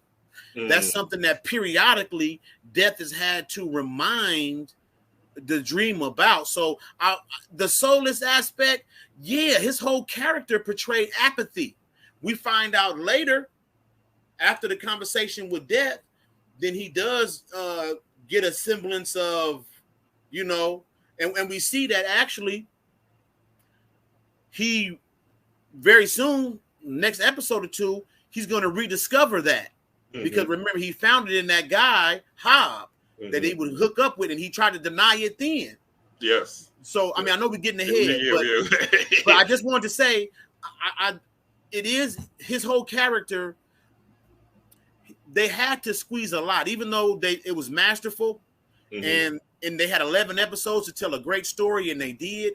It was still a lot of information kind of truncated. So the apathy and the soullessness, yeah. But I'll be honest, I have another unpopular opinion that I don't think I'm ready to share right now. But I'll say, oh man, how you gonna tease us with that? Not sure. Hey, okay, I'm gonna say it. I'm gonna say it. And you know what? These are things that I'll be honest, I chew on them for years. I'm not gonna put too much ahead of it, but I just want to say I've chewed on these things, and I've wondered to myself about this weird dichotomy that we in terms of white people. And we're convinced that they're soulless. We're convinced that they are the enemy. We just debunked that. Right. But I really think that we've been here too long, right? As melanated beings. And it's kind of like it's time for us to move on. I think part of that is reflected in the fact that they say within the next 30 years, like the darkest person is going to be like, not 30, might be 50. But they said the darkest person is going to be like Steph Curry complexion. And the mixing, yeah. There's a word for it. Miscegenation. Yeah. So a lot of people is against it, but I think it's a reflection of the fact that we've been. Because I want to tie it into the show before I give you my popular theory. Okay. The name of not us people that Dream was out there walking through, they called themselves the first people. Yes, they did. They called themselves the first. So they were the originators, right? Yes. I think that because of us being here too long, we all know the story of Yakub creating the white man or whatever. But I really believe that it's very possible that there's a in certain esoteric circles, occult circles, they say that there's a limited number of reincarnations. Some people say it is 144,000, which would be like, I think 1,200 for each zodiac. I forget the number, but there's a number. They said that there's a certain amount of numbers for. You see that on her shoulder? Yeah, on the British Royal. Yeah. So there's a. Some say there's a limited number of reincarnations, and they say after that the soul is wiped clean of all its memories and starts over. Well, somewhere along the way, I thought to myself, what if that wiping away was the creation of white people? But not accidentally, but like, okay, everybody that had all these chances, we ain't going nowhere. We holding on to these physical bodies. Matter of fact, we getting prouder and prouder of our melanin and all these other physical attributes. What if the soulless aspect is just a blank slate coming back to make your ass say, man, I'm getting the hell up out of here. I really do, because for me, it lines up with that period of sleep. Because we went through a period where it was just like, if you look back in history, I'm not even talking metaphysically or through occultism. If you just look back, there was a clear point where we just fell asleep. And it's like right now, even those of us who think we woke, we still kind of groggy and like kind of wake up. So I don't know. That's an unpopular opinion because I did bounce it off of somebody that I rock with in real life. And my guy, he's the leader of the Morris. He's the Grand Sheik out here in California. He heavy on Egypt, and me and him came as close to blows, and we've been knowing each other almost our whole life. He did not like that theory.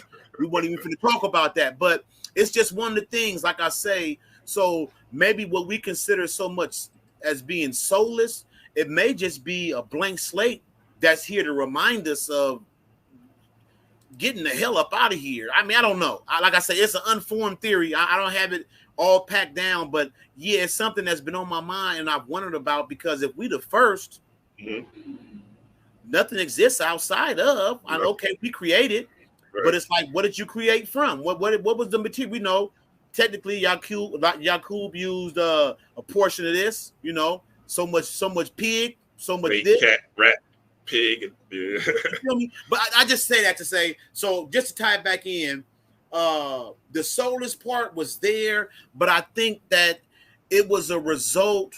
What I felt like they were trying to show, he had 6 other siblings, man. Nobody tried to get that boy out.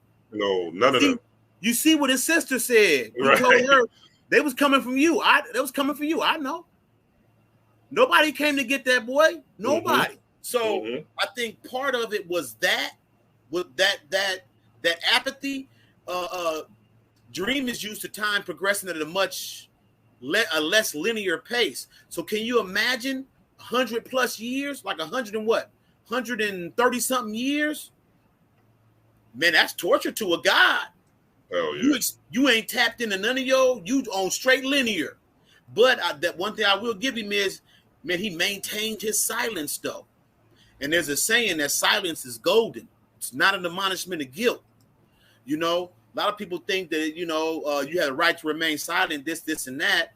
But silence isn't a right. It's a privilege. How long can you go without talking? So it's there. But I just think that I won't go. I thought about the soulless, but then I thought about his little gothic emo look, and it all kind of fit in with him being kind of blasé. I think everybody has a soul. Me personally, I don't believe that one race of people. In order to be here, based on my studies and based on what I've been studying, the Kemetic, Kemetic teachings or whatever, it doesn't make sense that nobody has a soul. Now, people may not be able to access spirit. Remember, I say you melanated people, we're the spiritual conductors, we're the soul conductors of spirit, meaning that our souls are able to conduct more spirit because of melanin's ability to capture light. So if you're born, you melanated, you're privileged. Doesn't mean that you're automatically in the lotto, a universal lotto for getting all the gifts of the universe, right? It just means you have the privilege of having access to more light. Having access to more light is literally having access to more energy. Having access to more energy is having access to more spirit. Having access to more spirit means you could do, make, create, and manifest more things. So basically, and just going into the conversation with on screen between Lucifer, Morningstar, and Morpheus, I wanted to touch on that a little bit. As far as this conversation where they were battling, they say I'm this and I'm the universe, I'm this and I'm that, and then boom, and then he finally ends it where he says he is hope, and that's what gets him his helm, so to speak, and how he had to basically go. And the interesting thing I thought about this episode was he had to walk through. They said that everyone brought their own fire to hell, which means to me, I saw that was their belief. They believed that they were going to hell, so therefore they carried that spark that sent them to a hell that was just think about that. Yeah. You know what I'm saying? It wasn't really a real, because remember that's when he said that, he was like, you bring your own fire to hell? And I was like, why would somebody bring their own fire to hell? And I was like, when they died, they thought that they were going to hell. So therefore, in their astral form, they really did go to a hell, which is that dreamlike state. So when we leave this physical planet, we literally go to wherever we think we're going to go. We travel to wherever we think we're going to travel. Like Bobby Hemmett says, don't go into the light. And we saw the movie Soul say, don't go into the light. You know what I'm saying? So when we're conducting spirits, so to speak, like you said, we're the ones through our ability to give people perspective, to give people vision, to give people so-called hope, right? That was allowed him to defeat the devil. One more thing, she's called Lucifer Morningstar, corresponding to Venus, which Venus being the first planet that shows up in the day. So when you look up and see the sun, you'll see a small ball that's actually Venus. So she was Lucifer Morningstar. So Lucifer is called the star of the morning. So it basically means that when you are conducting spirit, you're conducting electromagnetic frequency. That electromagnetic frequency is light. That light is your aura. So when you are able to go out and see the sun, you're literally just seeing a reflection of the darkness. But it all really comes from the darkness of a soul. You could call the soul God, the creator, the universe, Amen, Amenta, whatever. People have different names for it. But this is basically the same process of creation from soul to spirit. So everybody has a soul.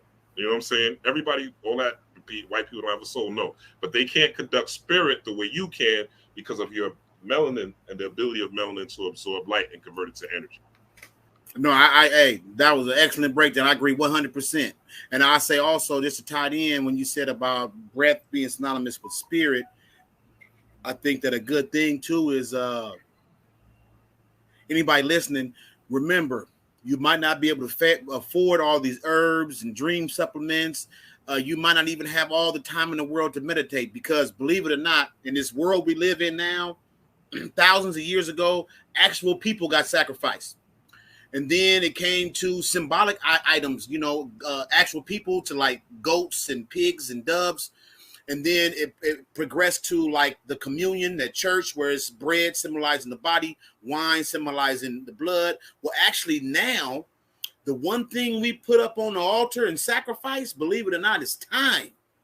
We took the time out to sit here and listen today. We take the time out to even watch the actual first 11 episodes of season 1. Time is of the essence, and that is what we offer up on the altar. So what I wanted to say was, you might not have the money to afford these physical things, but the breath is important. So at the very least, work on your breath, your pranic breathing. It doesn't have to be perfect. In the West, we're shallow breathers. We don't even take full breaths. Matter of fact, I was watching Travis Mages, and he pointed out something real important. If you look at all those Indian chakra charts, it shows the root chakra to be at the base, at the perineum, at the bottom of your sacral chakra. I mean, at the base of your spine, right? Well, she pointed out, Dion Fortune pointed out in Mystical Kabbalah, that for the Westerner, for us, the root chakra is actually in our feet, because they spent a lot of time sitting down in meditation. So that's where their root chakra was at. We're so busy, ours is represented as our feet. I thought that was profound. So just to tie it into the breath is, you can actually build up that pranic energy, that energy necessary for astral travel, lucid dreaming, for carrying your consciousness across that border of waking and sleeping through breathing. I would charge my etheric and astral bodies just through breath. So throughout the day, I used to take the old school C. Freeman L breathing techniques, and I would alter them however it worked out best for me. And that's what I would do. So I just want to say that to keep in mind the aspect of breath. And something that hit me kind of recently, I was reading a book, and it's something I heard before, but for some reason it stood out just now. When you see the word spiritual, the last part of that is ritual. So you kind of want to ritualize your life. Take deeper breaths, drink more water. I know I try to. But I wanted to say this, Rob, about the series with when the Sandman was challenging Lucifer to that battle of wits or of imagination. I really didn't like it, to be honest, because we know that in the Bible it says Lucifer was the light bringer. Lucifer is also represented symbolically in that serpent that descended down the tree and told Eve, man, eat from this apple, you're not going to die. Matter of fact, you're going to be just like God. Mm-hmm. It was saying that even though that was the short version, that serpent didn't say, you're going to go through about 3 billion years of trouble, though, but it's going to work out in the end. Right, but still, it's an aspect of that light is symbolic of bringing it to people and saying, because that's the whole Gnostic theme. The whole Gnostic Bible and Gnostic theology is that God kind of wanted to keep men ignorant like pets. Keep them in the garden. You can bring your boys over, man, come see my humans. Yeah, that's my humans right there. You know, they dumb. They just stay in the garden. They do that. Bad human. Don't go over there. That's my humans, though. And it was like that Lucifer was like, nah, man deserves to be aware and have consciousness, which is why, if you think about it, how come he didn't say, man, eat from the tree of life and you'll live forever? Nah, he told him, eat from that tree of knowledge. Because truthfully, right now, forever is 24 hours. Mm-hmm. Believe it or not, eternity is not what people think it is. Man, forever is actually 1 minute, I would say. You know what I'm saying? So you got all the time in the world already. Nah, you want that knowledge yourself. You want knowledge. So I didn't like the battle because he's battling with the light, essentially, right? Essentially, yeah, you're right. They brought the light. But in the end, I think it was kind of dope that okay, let me say this too. Remember, right before Lucifer came back like Rocky Balboa, right? Right before a dream came back, Lucifer hit him with the I am anti-life, right? Yeah, that was a big one. Now, you remember where anti-life came from recently? Yes, Justice League movie? Yeah, anti-life equation. That's what Darkseid was looking for, and that's what he wanted to use. Yeah. So I thought just that so too. you know, I'm just saying this just so people know, if you watch the DC movies, it's all in there. later on, we even see Batman figurines and other DC characters on screens. But what I want to say was, this is DC at its finest. Most of us kind of shit on DC, right? Unless it's a Batman movie or a Superman movie. But I always look at DC, how Bobby Hemmett used to break it down. DC is Universe B. Marvel's Universe A. Now, Universe A is pre-packaged and looks good and easy to decode. You can look and, oh, Captain America, they call him Capman. He's Capricorn. So-and-so, Iron Man, he wears red. But Universe B is going to be a little more chaotic. The storyline's not going to flow at sharp turns and right angles and horizontals and verticals for you to follow. It's going to talk to us. Talk to go in, Mike. So when I watch DC, I think of Universe B, the chaos. So remember, she talked about I am anti-life. That was what Darkseid has said he is searching the whole entire cosmos for, and that almost destroyed the dream. But like he said, the only thing that brought him back was hope, because everybody in hell actually hopes to one day make it to heaven. And that was what you brought up, Rob, about everybody bringing their own fire to hell. I didn't think about this, and when you said it, it made perfect sense. That's your belief system. That's what limits you, that little bit of light. If you have a limiting, if you die and you just know that you're going where you're going, definitely ain't, because hell don't even exist. I'm definitely not going nowhere like that. Right. Then it determines where you go, because otherwise, why would there be room for redemption? You know what I'm saying? If that was the case, then all the people in hell wouldn't have hope. They would know it's a wrap. I'm never going to heaven. I'm here for eternity. So I thought that was dope. I just thought that it could have been displayed a little better, maybe. You know, because they both started off small. Dire Wolf, Snake, what was it? A horse. Then kind of built up dramatically. Just built up to get bigger. Exactly. More but, scales, yeah. You know what I'm saying? But I still say, and once I thought about it more, I said, yeah, dreams do give people hope. You know what I'm saying? Whether it's seeing a deceased loved one or even a daydream, like you said, daydreams are very important. I nurture my daydreams. Yeah, I make sure people sleep on daydreams. People sleep daydreams. Daydreams. I know when I was in the unconscious realm, so to speak, walking around as a walking dead, like most people, being an NPC, my daydreams were negative. Like they were about the negative thing in the future. They were worried about, I was super pro-black. So it was like, am I going to get shot in the street? It's just, are the cops going to come? Like, the government's going to do this. It was just negative. My daydreams were way worse than so I think a lot of times we really got to be on guard for those daydreams when we're just zoned, quote unquote, zoned out and the things that we're thinking, and that corresponds also to the fire that you're bringing to hell. Yourself, you know what I'm saying? Are you bringing that fire to hell? Are you creating that hell? Because you create your own hell. There is no hell, but if you want it to be, you create that with the fire or the energy or that kundalini, how you're using your energy in your day-to-day life, and you'll create that hell for yourself. And that's why I said you got to nurture your daydreams. That's natural. Even right now, with me knowing what I know and all that, I stay in control of my daydream. When you're driving, I notice it happen to all of us. Have you ever been driving and just thought about, man, that'd be crazy if that car just swerved over, hit that truck flipped over, and you start thinking all this thing, and I swerve, and your mind will show you. So what I do, I'm gonna drop another tip. What I do, I am in strict control of the projector in my head. So in my mind, there's billions of little me's floating around like little minions, right?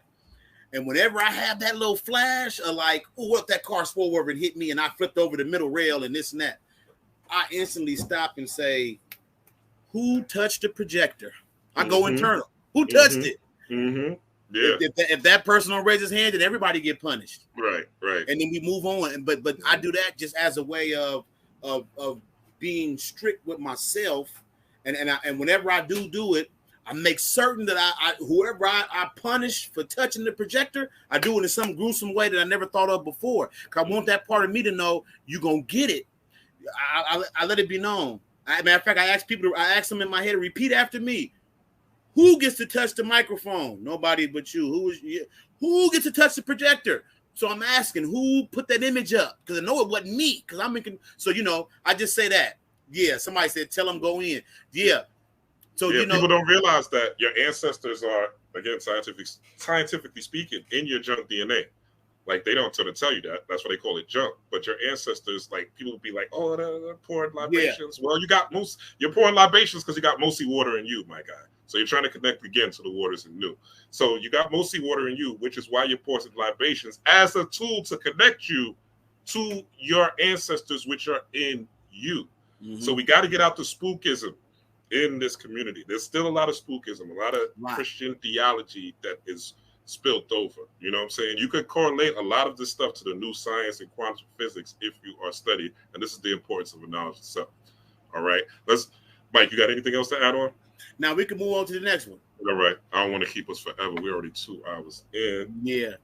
But yeah, let's speed through some of this. But we going in, man. Shout out to everybody. If you're here, please hit the like button. If you're new, subscribe. There's going to be a new series that I'm doing. It's going to be called Sunday School. And we're just going to go in. I'm going to go in with different speakers, and we're going to build. I like it. I hope you guys do too. All right. Let's add on. So this is the next one. This is where she met with this was dope. Yeah, go in on this one, Mike. This was dope. Now in the comics, Death was not she wasn't black. She wasn't melanated. But I think it was appropriate. In this because we were just talking about the soullessness and the apathy and all that he possessed. And in the very first episode, we established that they were trying to catch Death. And in this episode, she said it. Yeah, I know it was coming from me and they got you. And that's because death and sleep death and the dream are almost synonymous. And what I did like about it was that she was rocking that Ankh.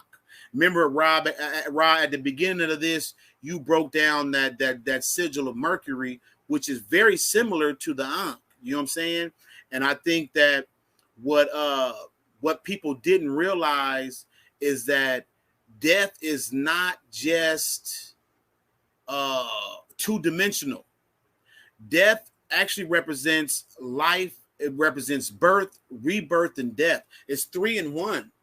In the comics I read online that what death does to stay humble and appreciative, once every 100 years, death chooses to be born and to die and then to be reborn. Or I should say reborn. Basically experience that cycle of life and death. And so that's what keeps death so humble and so appreciative. But we know that, does the dream? You know what I'm saying? So it's like, for me, that's part of Dream's apathy. And that's what she was helping him to understand. You know, they didn't say it in the show in this episode, but it said it in the online that every so many years, Dream would experience the cycle of birth, death, and rebirth just to maintain that appreciation for the work that she gets to do. And so I think that we're rocking that Ankh and making her a sister, I think that was very appropriate just in terms of him getting love, but tough love, the kind of love that we know. You know what I'm saying? The kind of that's associated with the melanated female. So I thought that was very appropriate. And also, if you notice, I talked about that birth, death, and rebirth, that cycle of 3s. If you think about it, the first 3 people that she visited while they were talking, it was an old man, that's old age. She went to a young man. Remember, he was swimming, I think. He didn't know he was gone. He was young. He went before his time, and then a baby. So those are the 3 phases. Youth, manhood, old age, or you could go maidenhood, you can go virgin, the maiden, and the crone. So we saw that during that beginning of that episode, she basically walked backwards to the 3 stages of life. I thought that was super dope too.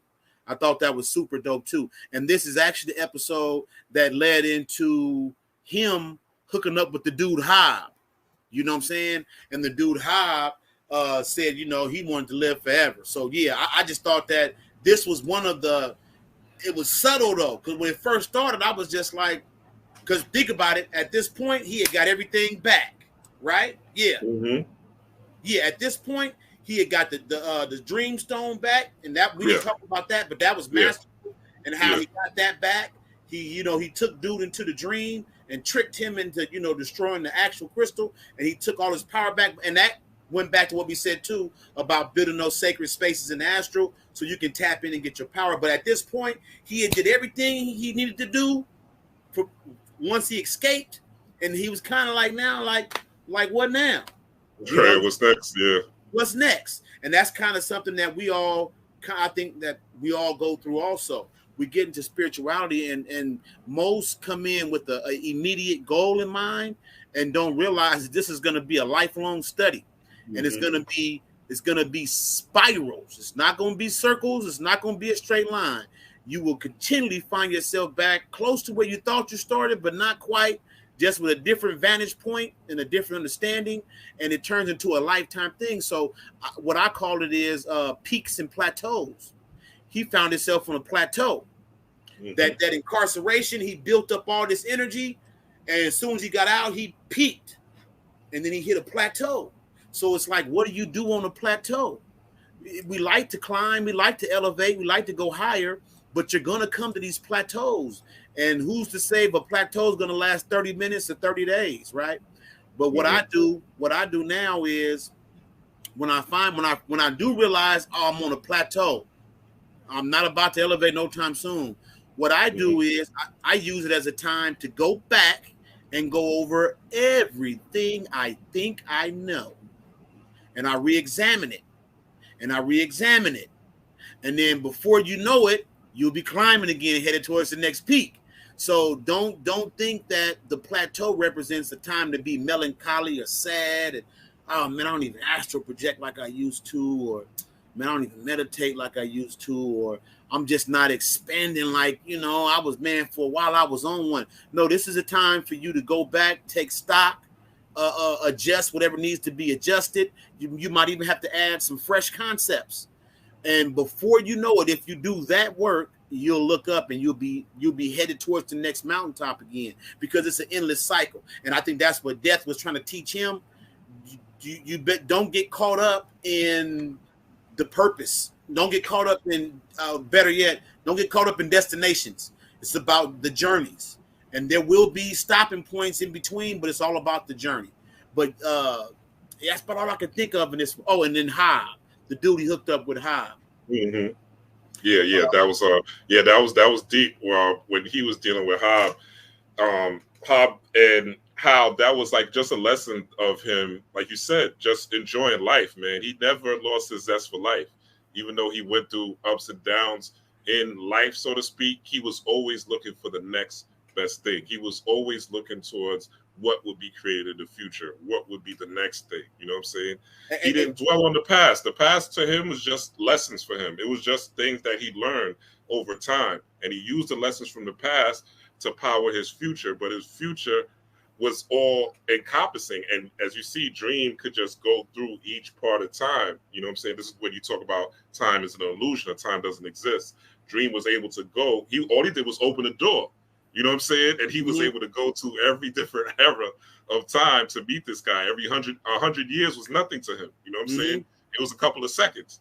So I thought that was deep as well. And you see how it actually was the Hob story is a reflection of Dream, or what Dream should be embracing is that zest for what's gonna come next. And to me, that like I said, that's why I got that out of it, because that was because we said at the very beginning, there's no good guy. There's every aspect of every character is an aspect of one person. So Hob represented that aspect that Dream clearly had lost. And we see that he had lost it before, because back when we first met him, he thought, ain't no way somebody could have a zest for, I bet you in 100 years, he'd be begging to die, because Dream was already there. He was already there. So he should have learned from Hob that 100, even though truthfully, that's the purpose death serves. That's what this guy's problem. We skipped this episode, but that was his problem. This is episode 5, John D. He basically was he thought the worst of humanity. You know what I'm saying?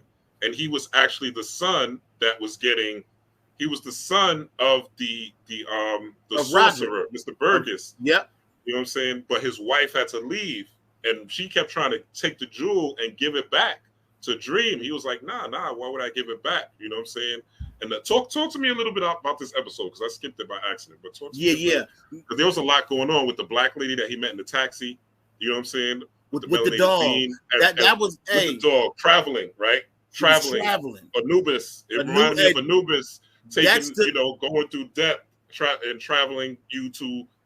Go ahead. Go in though. Yeah, no. A lot of that. Okay, let me say this. For whatever reason, this is from the DC world, but they didn't say it. He was in Arkham Asylum, that place where he was being held for whatever he had did. They said he had killed some people behind the stone.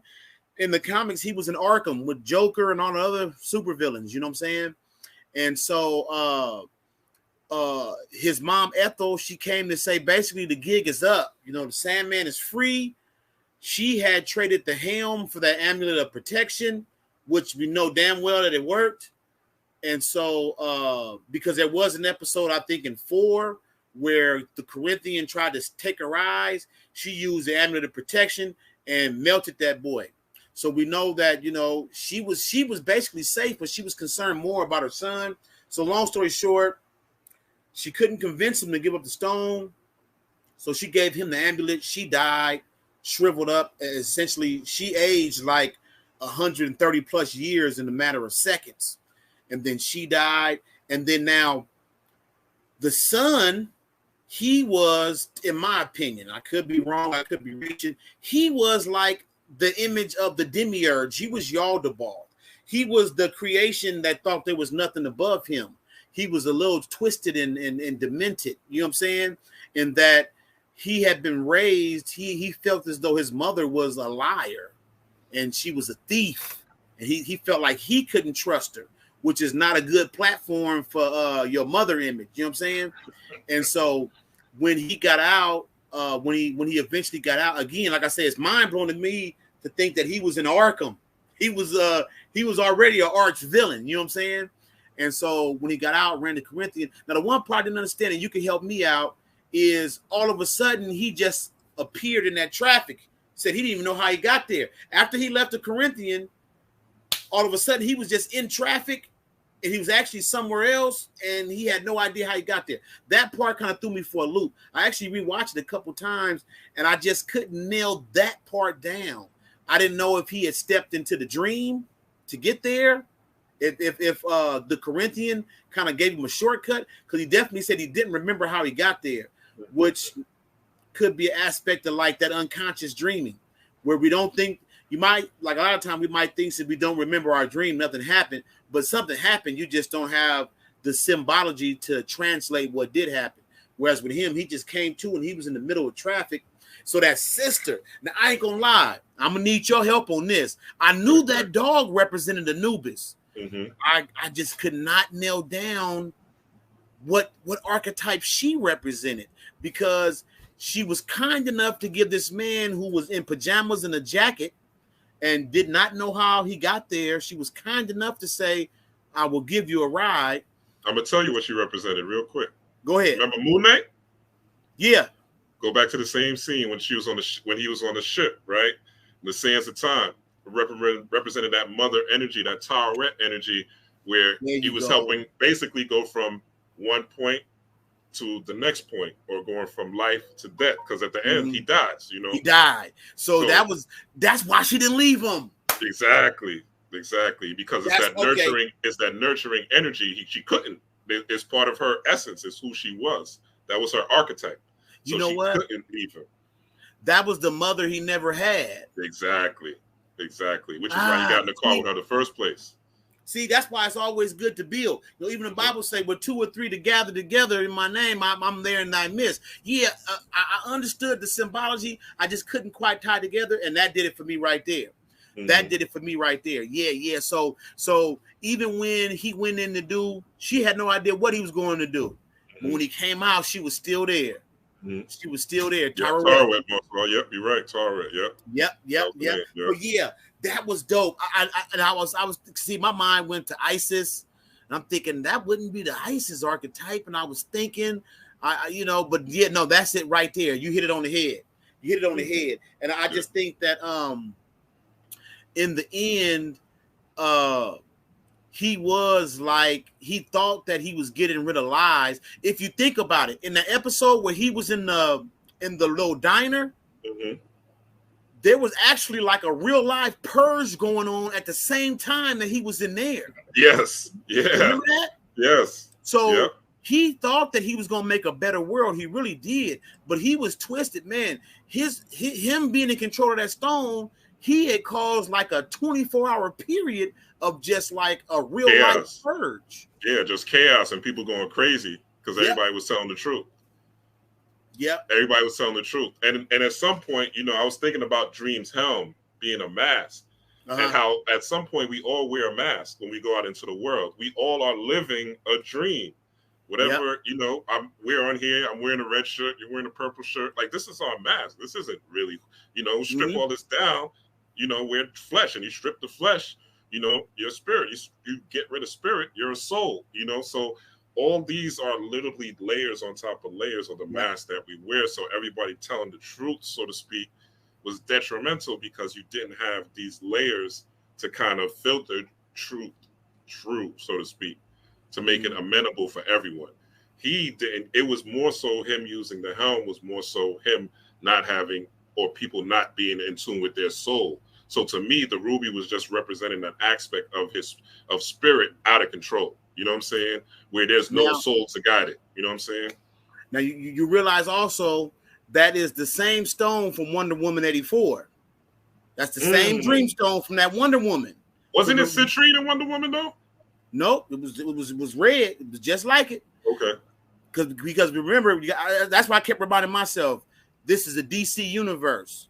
That was the same. That was the same dream stone that dude had. I forget his name in the Wonder Woman. I know it's the guy. He was speaking things into existence. Yeah, but he would have to have somebody else say it.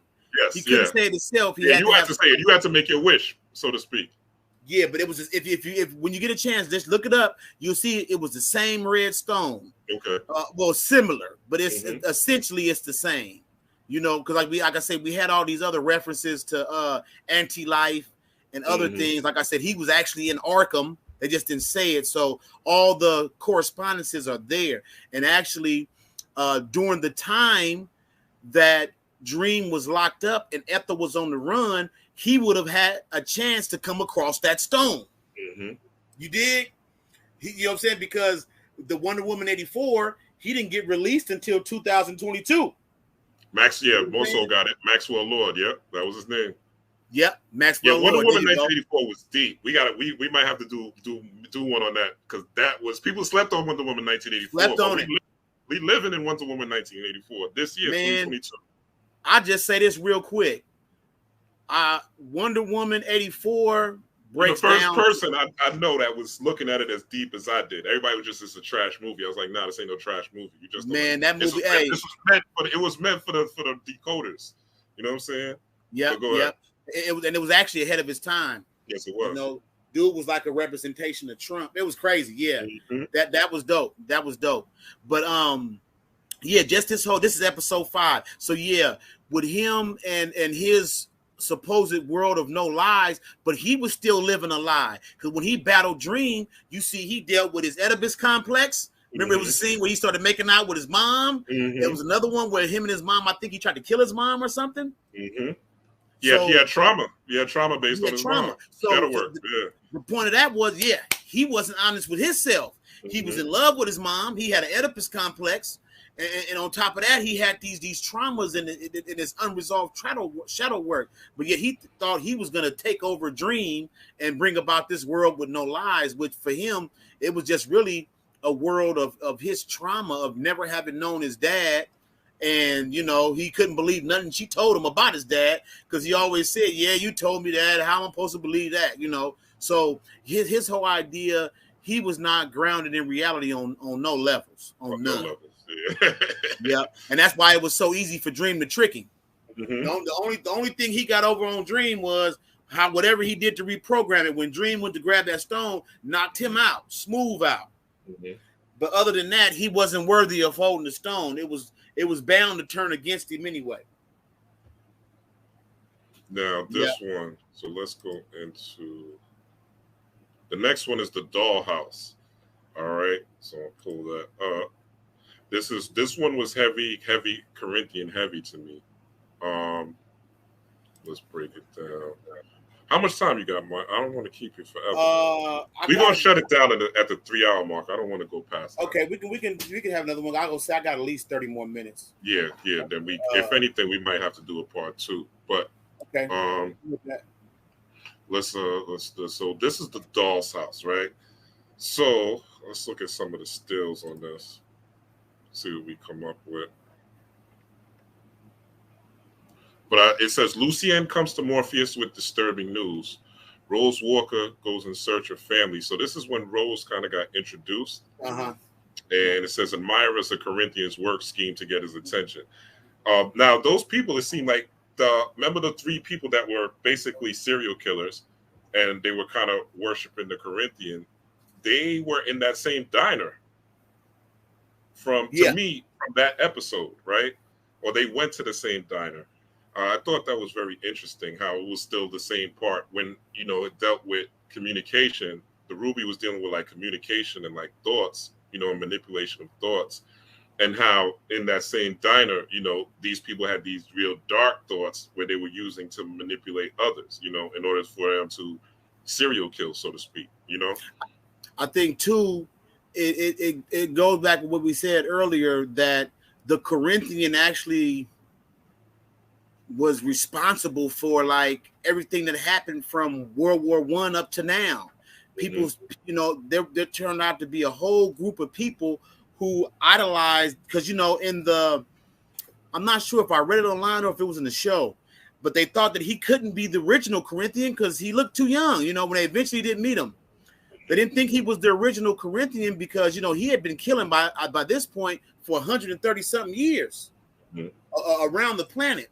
So he basically, Neil Gaiman kind of like blamed everything on the Corinthian, for all these atrocities that was going on in the world. It was because instead of people living dreams, they were living nightmares. And as a result of living these nightmares, these copycats, serial killers, they were like pedophiles, copycat killers. They were all these little group of weirdos that actually we see there was a rise of during this last like 130 some years. You know what I'm saying? Exactly. And so the diner part was kind of, I agree with you. I had another take on that because they knew, was it Bet they knew?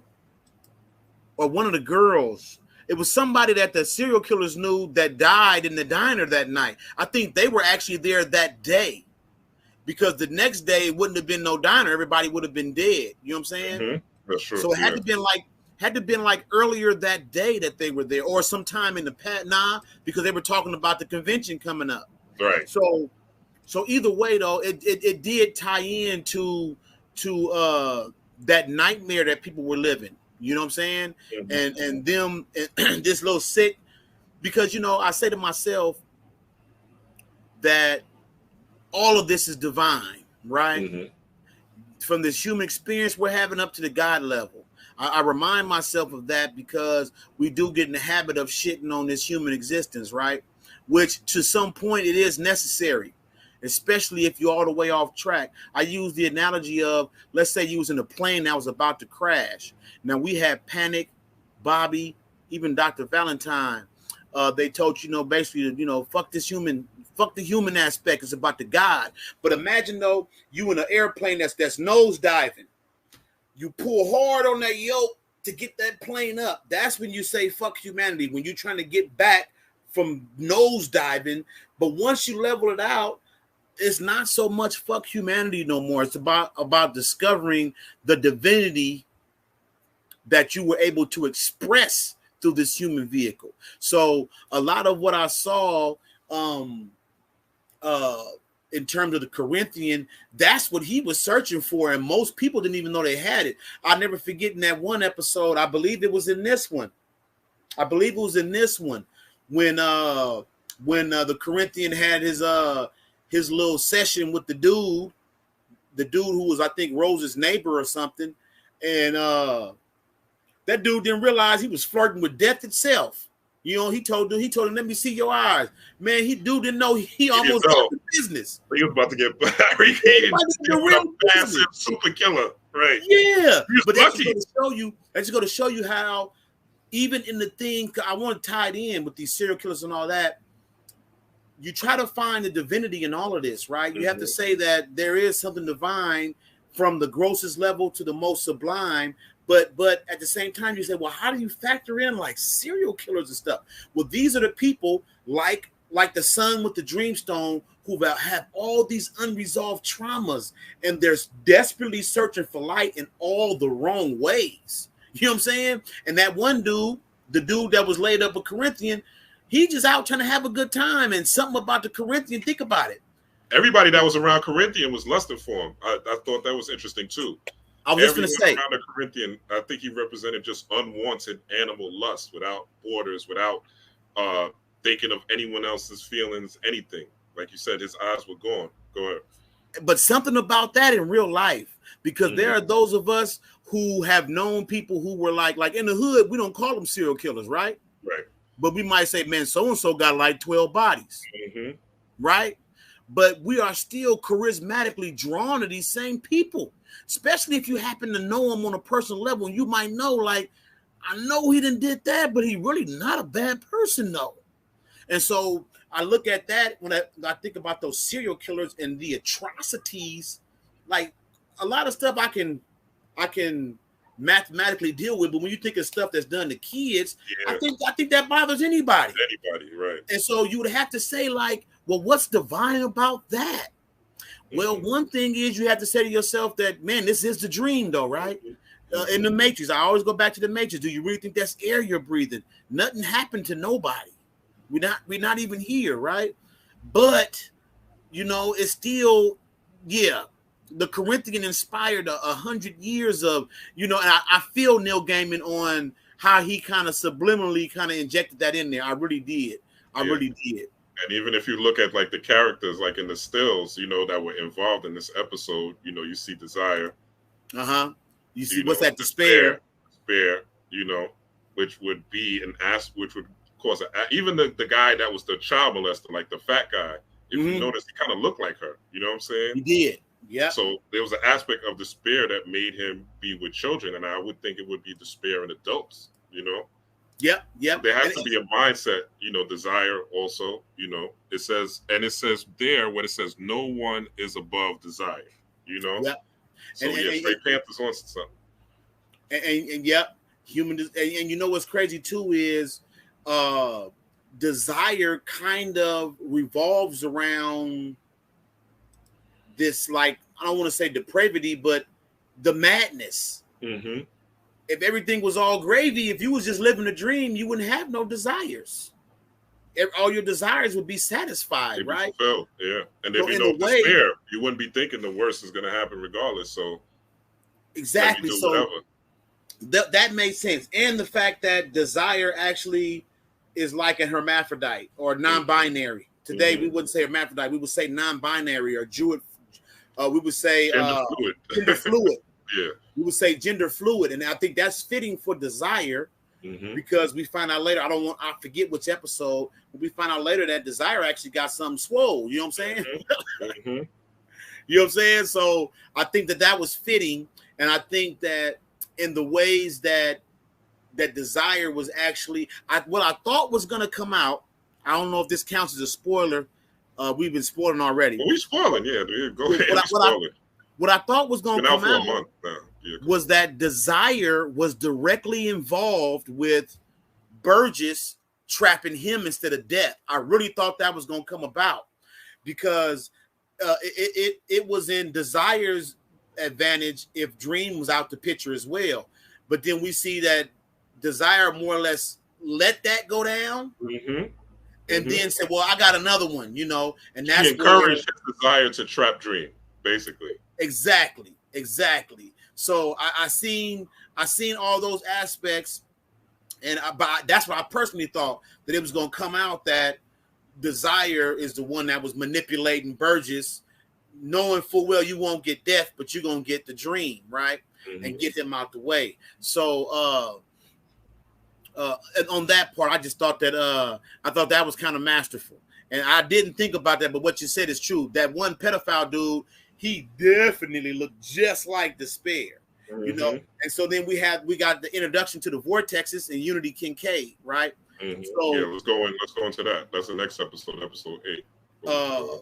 That was Immaculate Conception, right? She got impregnated in the dream, talking about Unity. And so Unity didn't get impregnated in the dream. The other one, I forgot her name, the white girl, but Unity was the older woman.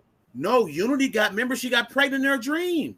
Remember, she said she woke up and she was pregnant. Oh, yeah, that's right. You did say that. Yeah, so there was two pregnancies. She didn't say whether she got molested in the hospital. I'm pretty sure that's what everybody thought. But the first thing came to my mind, because, again, the first person we hear waking up from a dream pregnant was, like just now, first person your mind went to was, what's it, Lita? Yeah, I think her name was Lita or something like that. But actually, the first person to wake up from a dream pregnant, Immaculate Conception, was Unity.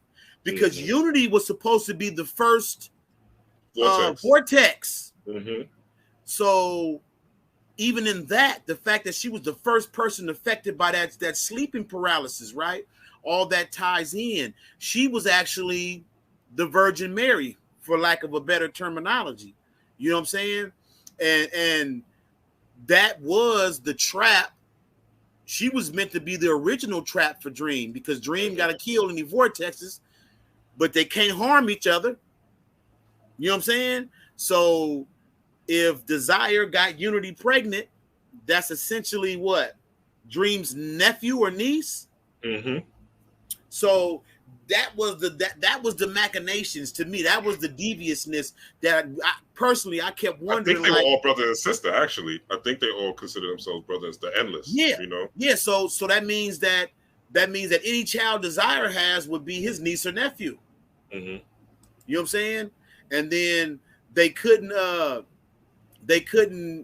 harm one another, but it's like an understanding that whenever a vortex pops up, Dream is supposed to kill the vortex.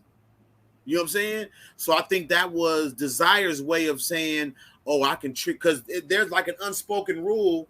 If any of them harms the other, they lose their power, their domain, and then they have to be reborn and gain it all back.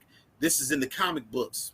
So that makes the whole plan that Desire was kind of manipulating from the background, that makes it even more deceptive. You know what I'm saying? That makes it even, and I always said to myself, we got the 7 chakras, 7 deadly sins, and now we have these 7 aspects. What is it?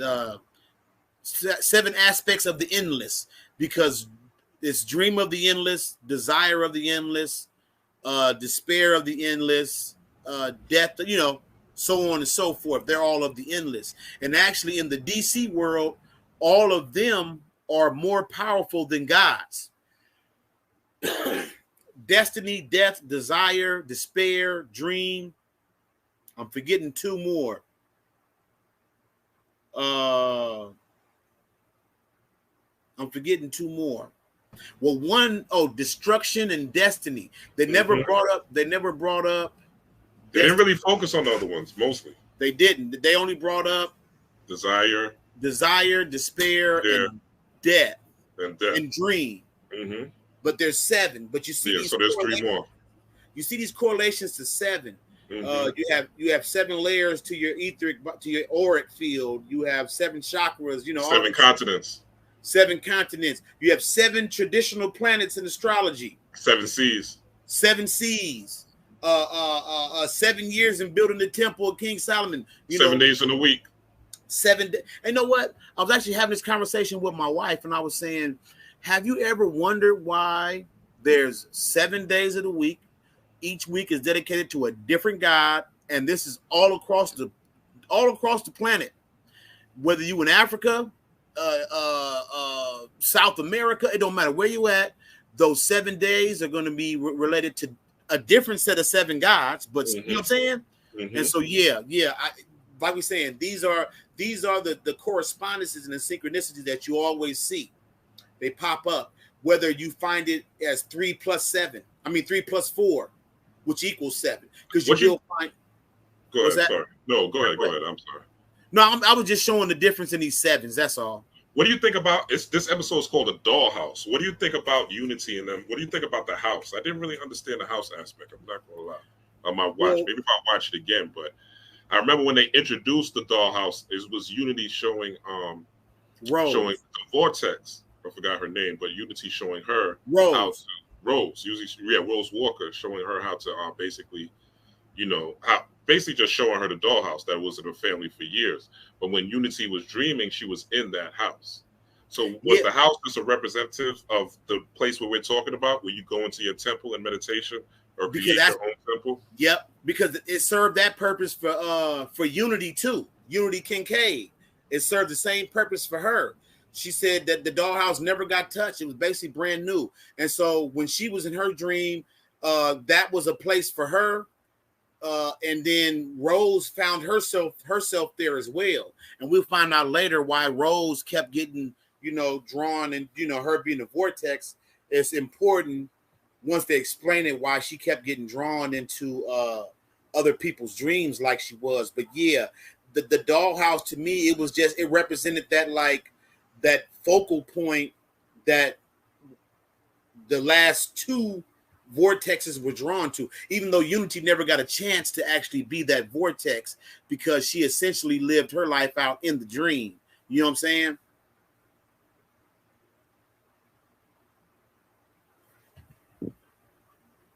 So, yeah, that's about all I can think of for the dollhouse.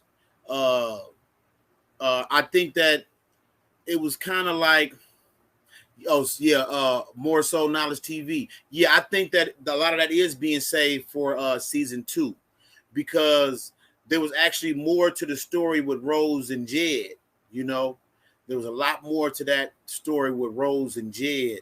And I think about the fact that we've been talking about spirals, and that's exactly what a vortex is. And that vortex that had the chance to destroy the dream was actually just like, for me, that's the spiral meditation. I do spiral meditations to either draw things away from myself or towards my things I want in my life. I draw it to me. Things I don't, I expel it away from myself. So I kind of saw that aspect with the vortex. With her name being Rose, it brought to mind the Rosicrucian cross, the Rosy cross, which is a cross, and at the nexus point where the masculine meets the feminine, or where the vertical meets the horizontal, that Rose is there, which is essentially like a vortex, And so I thought that was essentially, that's at the same level as the heart or the heart chakra. If you were to make your body into a cross, you put your arms out, you put your legs together, where they bisect, that's going to be at the cross level. That's where that vortex is, the heart chakra. So but just getting back to the dollhouse part, that's about all I could think of, is just that it represented that local point that they both could access in the dream. In the dream world. Yeah. That was basically their home in the dream world. Yeah. Because she said it's been in their family for generations. Mm-hmm. And it's where she lived for 100 plus years. Well, not 100, almost 100 years. Mm-hmm. She was one of the first ones to go down. So she had lived it. Man, now think about it. Unity would have been old as a motherfucker. Hey, let alone talking about muscle atrophy, right? But right. So she lived her entire life in that home. Mm-hmm. Her fictional, her astral life in that home. Yeah. Yeah. All right, let's go on to the next one. We almost done, man. Season 9. This is probably the most comprehensive breakdown I think I've ever seen on YouTube. Let me not, because I know Dream did one, so I'm not talking about it. I'm just saying, for my own ego, I'm gonna put that out there. It's the best one ever, Dream. So, all right. Now, so it's collectors. So this one I thought was interesting. It says, odd disturbances shake up the dreaming. Rose set out on a road trip with her new friend, and the Corinthian arrives with the guests at a creepy convention. So this was, I thought it was funny that they had a serial convention, a serial killer. Now, you know what I like too? I like that as the series progressed, it actually, the weirder things got, the deeper we were being taken into the dream. Because by this point, Lita's having sex with her husband. Matter of fact, I think by now she's like 3 months pregnant. After like an hour goes by and she got a baby bump. But we're actually getting and I think that it was masterful in terms of cinema because Rose is causing the veils to thin between the dream and the real. So that's why everything is just getting weirder and weirder. This serial convention of serial killers, you know what I'm saying? And so this just, matter of fact, when Rose goes to Florida, I believe, and goes to that B&B, everybody in that house is like characters out of a dream. Right. You had two named Ken and Barbie. The two sisters that were like Winona Ryder off of Beetlejuice. You know what I'm saying? It was like the dream was just getting wilder and wilder. Yeah. And it was becoming more of a reality. Now, also at this point, Dream, the reason why he's not dealing directly with Rose is because he's tracking down all these rogue dreams and nightmares. Right? You had showed the jack-o'-lantern, I forget his name, the pumpkin head guy. Even though he didn't leave the dream, even though he didn't leave like the other ones did, I forget his name. What does it say his name is? His name is Merv Pumpkinhead, and it says, it says, I can't even see it. Let me see if I could expand it a little bit. That's all good. I just say that we get all these representations of these dream aspects, you know, some of the things that a lot of people encounter in a dream. And then we had these rogue dreams. We had not including Corinthian, there was like one or two more nightmares gone. He mentioned Fiddler's Green. Yes. And there was one more. It was Fiddler's Green, it was the Corinthian, and it was the Wraith, I believe her name was. The dark-skinned sister. Yeah, what'd you say? I think her name was the Wraith or something like that. I know you're talking about. You're talking about the dark-skinned sister. She got wings. Yeah. She was a nightmare. She was a nightmare, but she aspired to be a dream. She wanted to be she was trying to change her spots. More so, tell us in the comments what her name was. I think her name was. Yeah. Her name was. I forget her name, man. But yeah, she was. Did it start with an L? I think it started with an L. I can't think of it either. The Sight or the Scent, something like that. It was like, something like that. Yeah, but he was busy. He was trying to track them down, and he figured the best way. He was basically using Rose as bait. He was using Rose to collect all of them, yeah. Because he knew that she would draw them all to her, and true to form, she already had. As a matter of fact, the Corinthian thought he was working his jelly, but she was attracting the Corinthian to her. You know what I'm saying? Even though the Corinthian had a weird ass plan, and if you think about it, you can see how the Corinthian and his desires, it was all kind of twisted because Rose represented something way more important than that convention. But he would continually put her off to go handle something in the convention. You know, we had that fake boogeyman, right? I thought that was funny when he said, "Man, the boogeyman is dead." That ain't the boogeyman. That ain't the boogeyman. Yeah, they said the boogeyman's dead. Been dead. Said the boogeyman drowned in Louisiana. That made me think of Hurricane Katrina, though. Yeah, so I'm pretty sure there was something more to it. That's what reminded me of too, like that idea. Because remember, that was a thing back in the day where people would talk about the boogeyman. You don't hear about that anymore. Hey, and when they said the boogeyman was dead, I was like, okay, they talk about that archetype of the boogeyman. Hey, because he said it so casually. Yeah, Morso got it. I knew it. I knew Morso was going to get it. Galt was her name. Galt. There we go. Galt. Yeah. Yep. So Dream was the Dream. He was more focused on rounding up them, and he kind of was using Rose as bait. And even though I'm pretty sure it came out later, he knew he was going to have to kill her, or so he thought that he would have to kill her. But he figured he'd dangle her out there as bait just to round them all up. And I will be honest and say that some of that, like when some of that I didn't even kind of understand. Like I said, I know it was representing like the dream kind of blending over into real life, but like when the dude who was pretending to be Rose's friend, but he was really Fiddler on the Green, it threw me for a loop when he saw Corinthian and he was like, I gotta go. Yeah. I was like, if he knows that's his, that's his counterpart in the dream, why did he leave? I didn't understand that either. Exactly, that threw me off. Unless they couldn't be in the same place at the same time, because as soon as he saw him, he dipped. He left. Because, and you know what? My wife just said something dope. The Corinthian represented nightmares. Fiddler represented the peaceful, relaxing dreams. He probably just was scared of the Corinthian. Like, scared of the Corinthian. I'm out of here. That's because the Fiddler. Thank you, baby. Fiddler was like, he was the opposite of the nightmare. Mm-hmm.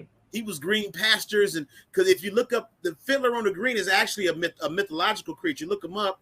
Say he's a dream where it's all green and lush and there's plenty, and there's always a fiddle playing. It's like an Irish folktale or something. So I thought that was nothing negative wants anything positive. A nightmare is a negative aspect of you. I don't want to say delusional or being delusional, but it's the counterpart of, hey, go ahead on, Lucifer. Of being positive. Right. A negative aspect, which is a nightmare. Don't want you to have positive dreams about it. And they didn't want to interact like that. Yep. So that was a mystery solved right there. Yep. I get it from my husband. Yeah. So what you want to? I know we only got a little bit of time left. Rob, you want to move on to the next one? Yeah, let's go to the next one real quick. So that was Collectors. Let's talk about Jed real quick. What do you think about Jetty and her search for Jetty, search for her brother, and the three sisters kind of warning her about her brother? You know what I'm saying? Yeah. And him actually in his dream, he was trapped by Galt and into thinking he was the Sandman, and he was caught up in a dream. But he needed a dream, or he needed an alternate personality, so to speak, in order to escape the waking world, because of the hell he was going through. And I thought that was deep, because she was like, he was like, you're giving him nightmares. And he was like, I'm trying to save him. Like, he's abused. I'm helping him, actually. Galt was like telling Sandman, like, I'm helping you. I'm helping him. Like, I'm not giving him the nightmares. I'm giving him is to escape the waking world of the abuse. And I thought that was deep, because a lot of times, when you go through childhood trauma, or you go through issues, as a child or as a youth, you do, escape into the realm of toys, or in the realm of, dreams, so to speak, or you might even get more creative. A lot of creative people, like rappers and artists, a lot of times they go through heavy trauma, but that heavy trauma allows them to dream and become more creative in the real world. So I want to talk about that real quick. Well, I think that Lost Hearts. Yeah, I think that that whole part, the fact that the brother was being abused in real life, his sister's trying to find him, and actually, if you think about it, the social services lady had just told him, actually, he's in a good place right now. Yeah, parents, exactly.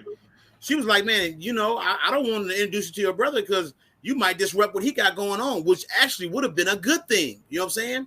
Mm-hmm. And she was like, well, they're right. Their parents are getting $800 a month. I was like, hey, lady, I'm not gonna lie. You know what? When she said that, I was kind of stuck. Like, she said that like $800 is like hella. Yeah, like that's like $1 million. Like, like what you gonna do? Like, what is that? For the money aspect of it. Yeah. She didn't say it for the safety and the well-being of the individual. Well, to be honest, in that scene, the social service worker, she used like 3 different examples. She was like, well, number one, she was like, you're looking for your brother. What if he doesn't want you? Right. She was like, number 2, you're 21. Do you got a job? Can you take care of the person? She's like, no. And she's like, well, number 3, and that was the 3rd example. He's with a family. The family's actually getting money for him. But that just goes to show that the family, the 3rd example was the family, the social worker is not living in that environment with that child. Nope. So the social worker is only looking on the outside. She's only. That's what I was just going to say. So therefore, just because they're getting little to nothing for this child, how do you know that they're doing correctly by this child while he's here? You don't know the means of the sibling, and no, she probably couldn't take care of him. But hey, what makes it say that she wouldn't have been able to get a job to help and eventually and find a way, because that's what all parents do, is find a way. But what I wanted to say real quick, it's all good, baby. I appreciate your insight. What I do want to say is, and I'm not sure if I'm blurring episodes, but what I want to say was that if you think about it, she went through all those hurdles when she went the right way, going through that social worker, the social worker gunned her down, and she had to find a way. If you think about it, what did the Corinthian do? You remember what he did? No. He just went and killed the social worker and got the information. Oh yeah, that's right. When they was haggling and trying to get the information, he just went in there and bodied her. Think about it. And I said to myself, the social worker deserved to get served too. I remember thinking that. Yeah, she deserved it. So I was saying to myself, the Corinthian ain't all bad. You know, the good guys always got to take the long way. Man, the bad guys, the supposed bad guy, man, he went right in. Take that, and give me what you got. Because again, it showed that while she was not heartless, she was just reading the facts off the screen. She could have looked at the avatar on this, what they're showing as the avatar being as desire, this is desire. So he had a desire, that led him to want to get what he wanted to get. And sometimes, like you said, you can't always be this goody-goody. Sometimes you got to scheme, be strategic, you know what I'm saying? Yep. And go about getting the things. That's when you're balanced, when you understand low vibration and high vibration. You can't always be this high vibration, Zen person, peace, love, and light, or people will take advantage of you. You know what I'm saying? Yeah. When you have a goal and you got a direction you want to go through, sometimes you got to knock people down and sometimes you got to cut people off to get there, And so I thought that was deep. Go ahead. I'm sorry. Yeah, same here. So I just seen you can tell everything speeding up, and we're coming to that conclusion. I just I didn't see like Jed. I'll be honest, my mind went to the Jed pillar. He was important to Rose's balance. For her, that Jed pillar represents that spine. You know what I'm saying? And so for her, he represented that stability for her. You know what I'm saying? And based on the outcome of that was going to determine whether she became a negative vortex or positive. You know what I'm saying? And I thought it was dope because if you think about it, Lucian and Dream got into it about Galt, remember? And she was like, you made her to be a nightmare, but look what she was doing though. And then she pointed out to Dream, she said, you remember before you made me a Liberian, I was something else too, which is showing that universal law of change being constant. You know what I'm saying? Something that Dream, like, at the time, it seemed he didn't want to hear. Like, basically, you know what I'm saying? You stay in this little corner. I know you held me down for a little bit of time, but you keep being a Liberian and be thankful that I have it. Be grateful. Yeah. Basically, be grateful. And then he had banished her to the library. Galt, remember Galt? He banned Galt to so many thousands of years of darkness. Like, man, think about what you did. I'm gonna sit you in the corner, Right. And so I think that, ego out of control, out of control. But you could be dreaming. You could be, and to me that made me think you could be dreaming and still be dreaming in reference to your ego, because it's still the source energy that you have, which you're gathering in the day that you're bringing into the dream world. Of course, yep. Hey, it's like having dirty hands and you picking through fruit or touching something white and you looking at all these dirty fingerprints on it. To me, that's how I look at the ego. It taints certain things, even though the message might have been pure, but you touched it with your dirty hands. You know what I'm saying? Which is part of the reason why dreams and meditations, I always decode them 3 different ways, entirely different. One way cannot be related to the next, and then the final one can't be related to either 2. That way you can kind of filter. It's like you send that message through a filter to kind of filter out them dirty hands if the ego was involved at all. You know, I take it through that layered process, and then that helps me to keep the ego out, because it's easy to have a dream and say, man, I'm God. Right. Yeah. I'm the greatest. Yeah. Yeah. Stop me. You know what I'm saying? Yeah, I was saying that in my last video I dropped yesterday. I was talking about, you know, some of the fallen brothers who be on here teaching that science, and that's one of the key things. I feel like the algorithm picks up when they start saying I'm God, and they start saying no popo could touch me. You know what I'm saying? I'm God. Nope. And then the algorithm picks that up, and they say, oh, really? You know what I'm saying? Oh, really? Okay. So, you know, you really got to check your ego when you're getting this knowledge, when you're getting this spirituality, when you're getting in tune with these things, because it's not about you being smarter than anyone. It's not about you being better than anybody. It's not about you knowing more or even none of that. It's just you have a different perspective. And the people that you love or you care about or that are out there, so to speak, they don't have that perspective. And that's okay. Maybe next lifetime. You know what I'm saying? Yeah. And there's nothing wrong with that. And there's nothing wrong with that. We got to respect everyone for where they are on their journey and how they got there. Yeah, I don't think I have anything really to add on to that particular episode. I think you covered that one. And the last one is the cats. So you saw the animation, the 11th one, the cat episode that they added on? Yeah, so I guess we could touch on that real quick. The Dream of 1,000 Cats, Callio, and how this motherfucker tried to trap. So actually, before we get into that, Rose. So let's quantify what was Rose as the vortex. Was Rose, because this is that episode is the episode where she was supposed to die, but Unity basically sacrificed her life so Rose could live. So as the vortex, I'm thinking, was she just basically, because her colors, the colors in her hair were purple, right? She had a lot of she had a lot of like higher chakra colors, purple and blue, right? So I know she represented the aspect of you melanin as well, but Dream does as well. So in my opinion, I think she was just pure spirit housed in a human body. The way she could access the different aspects of a dream, but she could also be a resurrected version of his wife, so to speak. Maybe I'm off, but what did you see Rose as specifically? See, what I saw Rose as, I'll say this, and I think this is something too that a lot of people forget. The purpose of this work, a lot of people think that, you know, I'm gonna elevate my consciousness, you know, when I pass, I'm gonna be in the spirit and I'm gonna be me. Well, the understanding is that we're all an aspect of God. We're just little fractal points, right?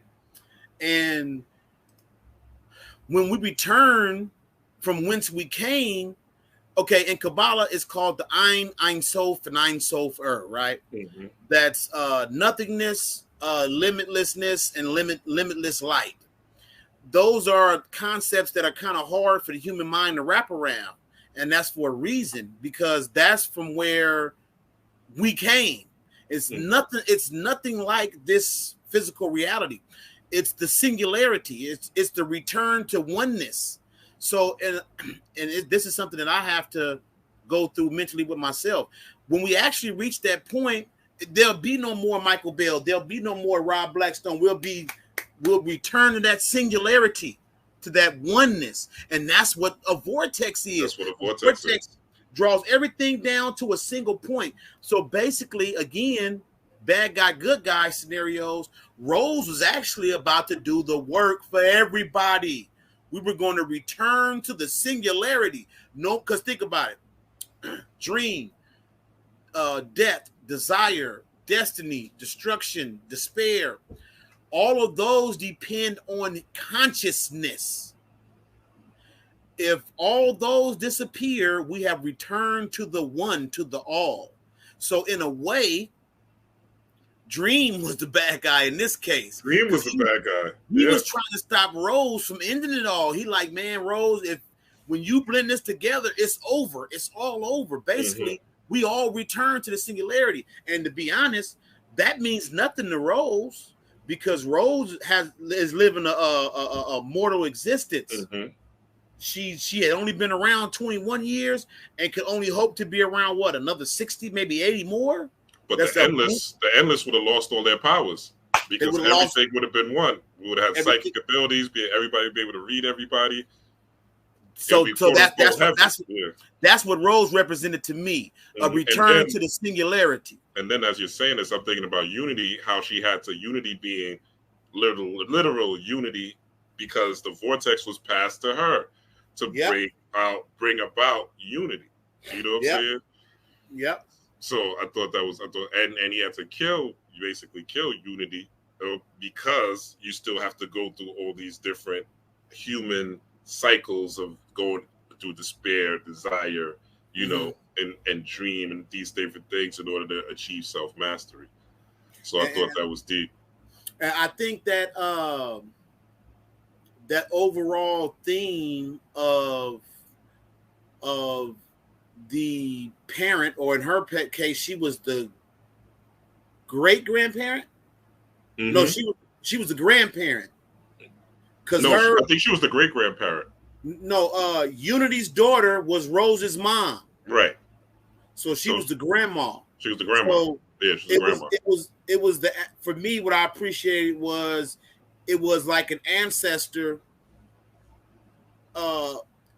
Even if you equated it to her being in the astral, even though she was in the physical, but she lost her existence in the astral. She gave of herself to continue the evolution of self, because we just discussed that the ancestors are within our DNA. So even how I took it, I don't know if anybody else has done meditations on ancestors and raising their light up and things like that.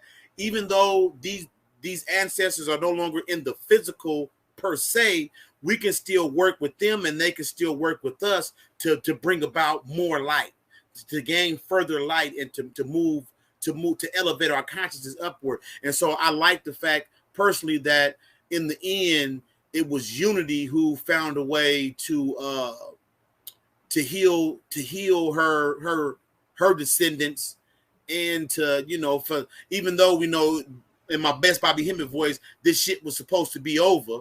We know that it was supposed to all end, but just in keeping with the furtherance of the work, I appreciated that it was Unity who actually, as an ancestor, who stepped up and was able to provide healing and stability for, you know, her two grandchildren. I thought that was dope. I thought that was dope myself. Yeah, how she basically, the ancestor basically protected her and basically fulfilled the bloodline purpose. You know, that's one thing I always say. You know, the purpose, your purpose comes from your soul. It comes from your bloodline. Hey. You're here to manifest. You're here to clean up the stain of your bloodline. Then, your ancestors are here to help. And then let me say this real quick. I know we're not going to be on much longer. Then the revelation that Jed and Rose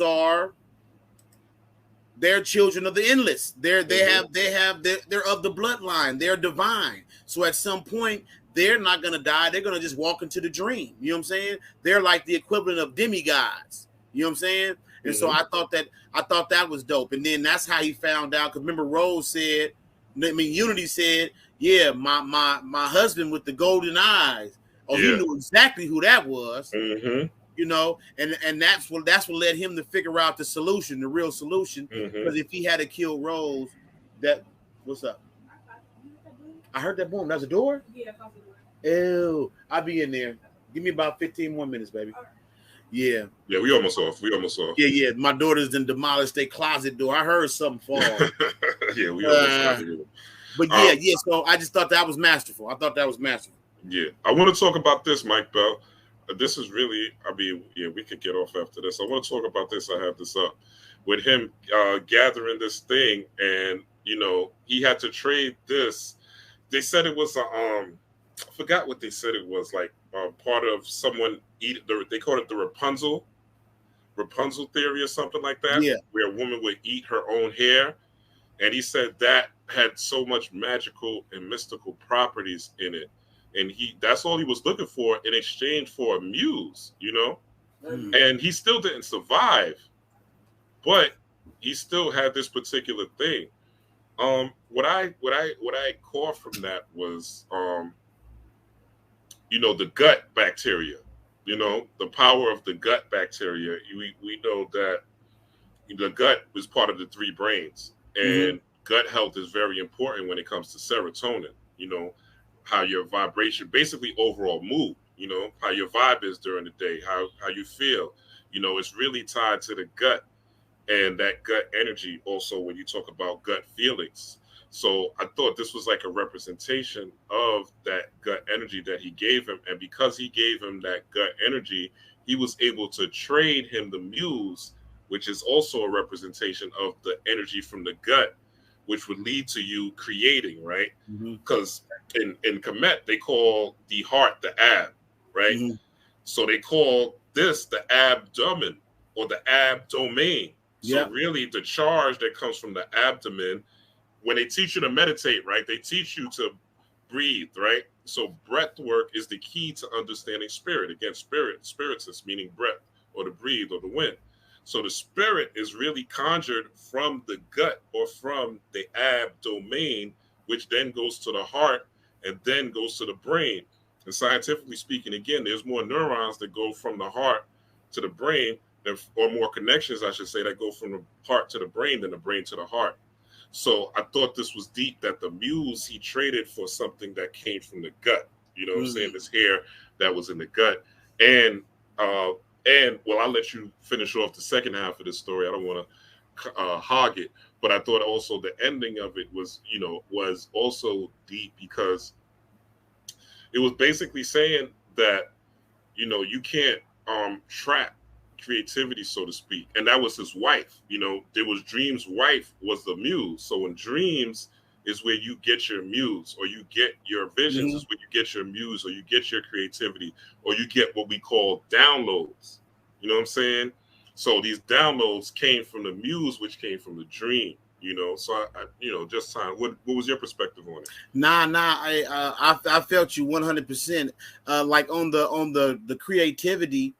Remember, he inspired William Shakespeare. He was his real name was Bill Shakes, and they say he was basically an all right poet. He was an all right screenwriter. You know, he wasn't great. Yes, I remember that. Yep. And so he inspired. So that aspect of the muse is there. Now with the hair, you know, I didn't. To be honest, what I said to myself, I've always wondered. You saw this in the Bible. Mary Magdalene washed Jesus's feet with her hair. And so I always just take it whenever I see inferences like that, I always bring it as bringing, because the abdomen, also the bowels are also the equivalent to like hell. The intestines, this is the lower part. So it's almost like bringing heaven down. It's like bringing those two together. And everything in between, you know what I'm saying? And so that was basically what I got out of it. Like I said, I didn't, for me, you know, I binge watched it. So for me, it was like, by this point, I ain't gonna lie, my mind was still reeling off so many other things that it was like, you know what I'm saying? Yeah. I just watched this episode yesterday, so don't feel bad. Okay. Yeah, I didn't rewatch it, so that's why it's a little bit fresh in my mind. But yeah, it was basically, this was the one where he had the muse, and he was a writer, and he trapped the muse inside, and she was basically Dream's old wife or his old ex or something like that, and he made the guy have all these thoughts. He just started thinking, and he kept relating, and the thoughts that he had were one thing relating to another thing. You know what I'm saying? It was like he was caught in between opposites, and he couldn't stop thinking of opposites. He couldn't stop thinking of opposites until he decided to let her go, and all he had to do was say it. So it was just to me, it's also the power of the word, the power of what you're saying. You know, the power of your heka, right? The power of your speech. You know, the ability to use the word as a magical tool. But yeah, we have covered. I don't know if you want to add on anything, but we have destroyed, demolished, expunged, any type excavated, and you know, we have illuminated the Sandman. Yeah, you did a great job, Mike. Anything you want to add on to that as we end this? I just want to say this, man. Thank you, man. I this is my second time getting down with you. I appreciate it, and it's always a treat. And like I say, in the future, I will never say no. You let me know I'm here. I said earlier that I would drop my email address for anybody that want to hit me up. Anything I mentioned in here, if it's about the dream supplements, whatever, hit me up. Michael K. Bell at yahoo.com, MichaelKbell at yahoo.com. Hit me up. And if I got it, you're welcome to it, from book lists, PDFs, whatever, dream tips. I have somewhere here, I have written down a bunch of dream tips. I have it in PDF. I have it in PDF too, as a matter of fact. I just had to go on my drive and find it. So anybody, you're welcome to it. I did write a book, The Occult Meaning of Masonry. Yeah, hold that up. You got that? We got that with you? I know I do. Yeah, I got one. See it, yeah. Let me get one out here. I got to get my copy of Occult Meaning of Masonry. Yeah, if anybody's interested, it'll be coming. I'll get it in the next 2 weeks. I wrote this book. It is essentially, it's just a book of correspondences. You don't have to be a Mason to read this book and understand it. It would help if you are. It would enhance your understanding of Masonry. But I use this as a book of correspondence along the same veins as Aleister Crowley's Liber 777. I didn't go anywhere near as deep as he did, but I showed a series of correspondences that would take certain symbols, your body, the chakra system, alchemy, lucid dreaming, dream recall, astral projection, sigils, Kabbalah, of course. So that's all essentially it is. If you're interested, you can go to pillarbookpublishing.com. You can always find me on Facebook, Michael Bell. Instagram, I am _who I _think I am. You can find me on there. Basically, I am who I think I am. I always have my face up for the profile pic, so you might scroll through a bunch of I am who I think I am, but you'll see this face and you'll know. Other than that, man, I'm always down to build. That's why I have no problem giving out my email address. Hit me up. We can build. And that's about it. And I'll say this too. Go ahead. No, I was going to say real quick. One of the reasons why I mess with you heavy is you have a sense of humor. And, yeah, thanks. The thing is, I was telling my cousin this. I was like, yo, they was I ain't going to say the organization, but they was going into a pretty popular Black organization, put it that way. And, they were telling me about the person. I was like, do they make you laugh? Like, are they funny or are they just like militant? They was like, nah, they're just super militant. And that's what we need. And I was like, don't follow anybody that's talking spiritual talk that's not funny. Damn. That can't make you laugh. If they ain't part of this is you're supposed to be joyous. Like, you should be joyous. You should be enjoying this journey. It shouldn't be stressful. You shouldn't feel like it's a weight on your shoulder. You should have the ability to crack jokes, to let loose, even so-called offhanded humor, right? All these things, Yep. I search for a laugh every day. If I have a rough day or something happens, I search, I have certain channels on YouTube I could go to, and I know I'm going to get a guaranteed laugh or a show. I watch All in the Family. I love All in the Family, Archie Bunker, and because I think it's the last vestibule of the truth, you know what I'm saying, where somebody could really go out and say what they want to say, You can never make it All in the Family anymore, you know what I'm saying? So I like Al Bundy, I like All in the Family, them old joints, but Martin, anything, but find something that's going to make you laugh every day. Don't go through your day each day stressing and mad and worrying and tense and full of anxiety. Enjoy life. Life is meant to be enjoyed. And like Mike said, and you see Mike and me, we breaking down these things, but we read, you know what I'm saying? Read, get your books, you know what I'm saying? Get Mike's book, get my book, Occult Magick Mastery. You see I got it down below. You can get them on Amazon. This is a good book for beginners, specifically made for beginners with me and Suche Dula. You can definitely check that out. And read, you know what I'm saying? Get you a God hour. Get you a God hour, an hour a day. A lot of people don't have time. I get it, whatever. Things happen. At the end of the day, you want to crash, but are you serious about this work or are you not? You know what I'm saying? Are you serious about developing these spiritual abilities, these psychic abilities? Are you serious about manifesting and creating your magical life? Are you serious about living and creating your dreams? And we're not talking about from a financial aspect. Some of this is just about coping. Being spiritual doesn't alleviate you going through day-to-day problems, alleviate you from having hardships, alleviate you from having issues with your credit, issues with your car, issues with your mama, issues with your boyfriend, girlfriend. This does not alleviate those. What it does, it gives you opportunities. When you do a spell and you do a money spell, money is not falling from the sky.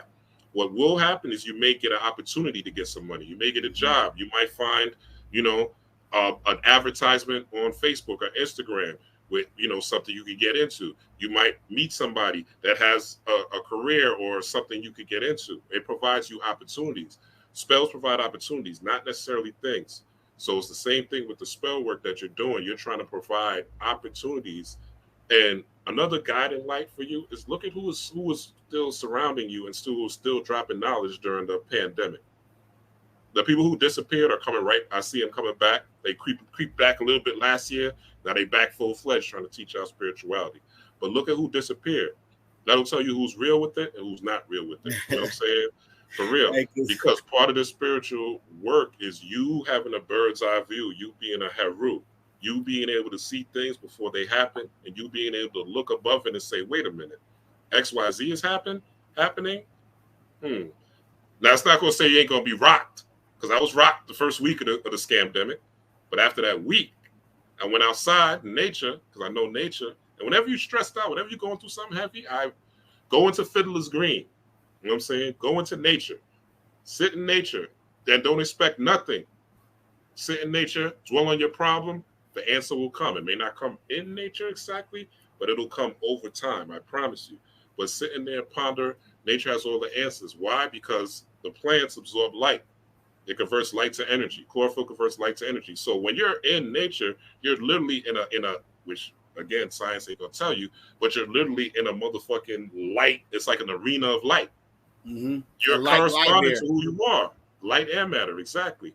Yeah. So you're corresponding to who you are. So I just want to say that. Let me drop some. Read some books. Don't just trust YouTube. Read some books. Hey, let me drop something real quick, Rob. Real quick. You touched on something important. A lot of people don't want to study. That you might be tired, busy. What is it going to do for me anyway? Well, the thing about it, what I've learned, when you read, when you really throw yourself into these books and you study, what happens is you actually stop even worrying about all that stuff you stressed about. Now, one of the key things that's important for, like, especially if you just did a ritual, it's important that you forget about it. You don't want to just keep focusing on it. You want to, look away and occupy your mind with something else. What I learned was that what I do now, I said earlier, time is what we sacrifice. I work 10, sometimes 12 hours a day. I do industrial construction, right? I eat my lunch on my first break and I read through my lunch. On my last break, I might get another snack and I'm going to read some more.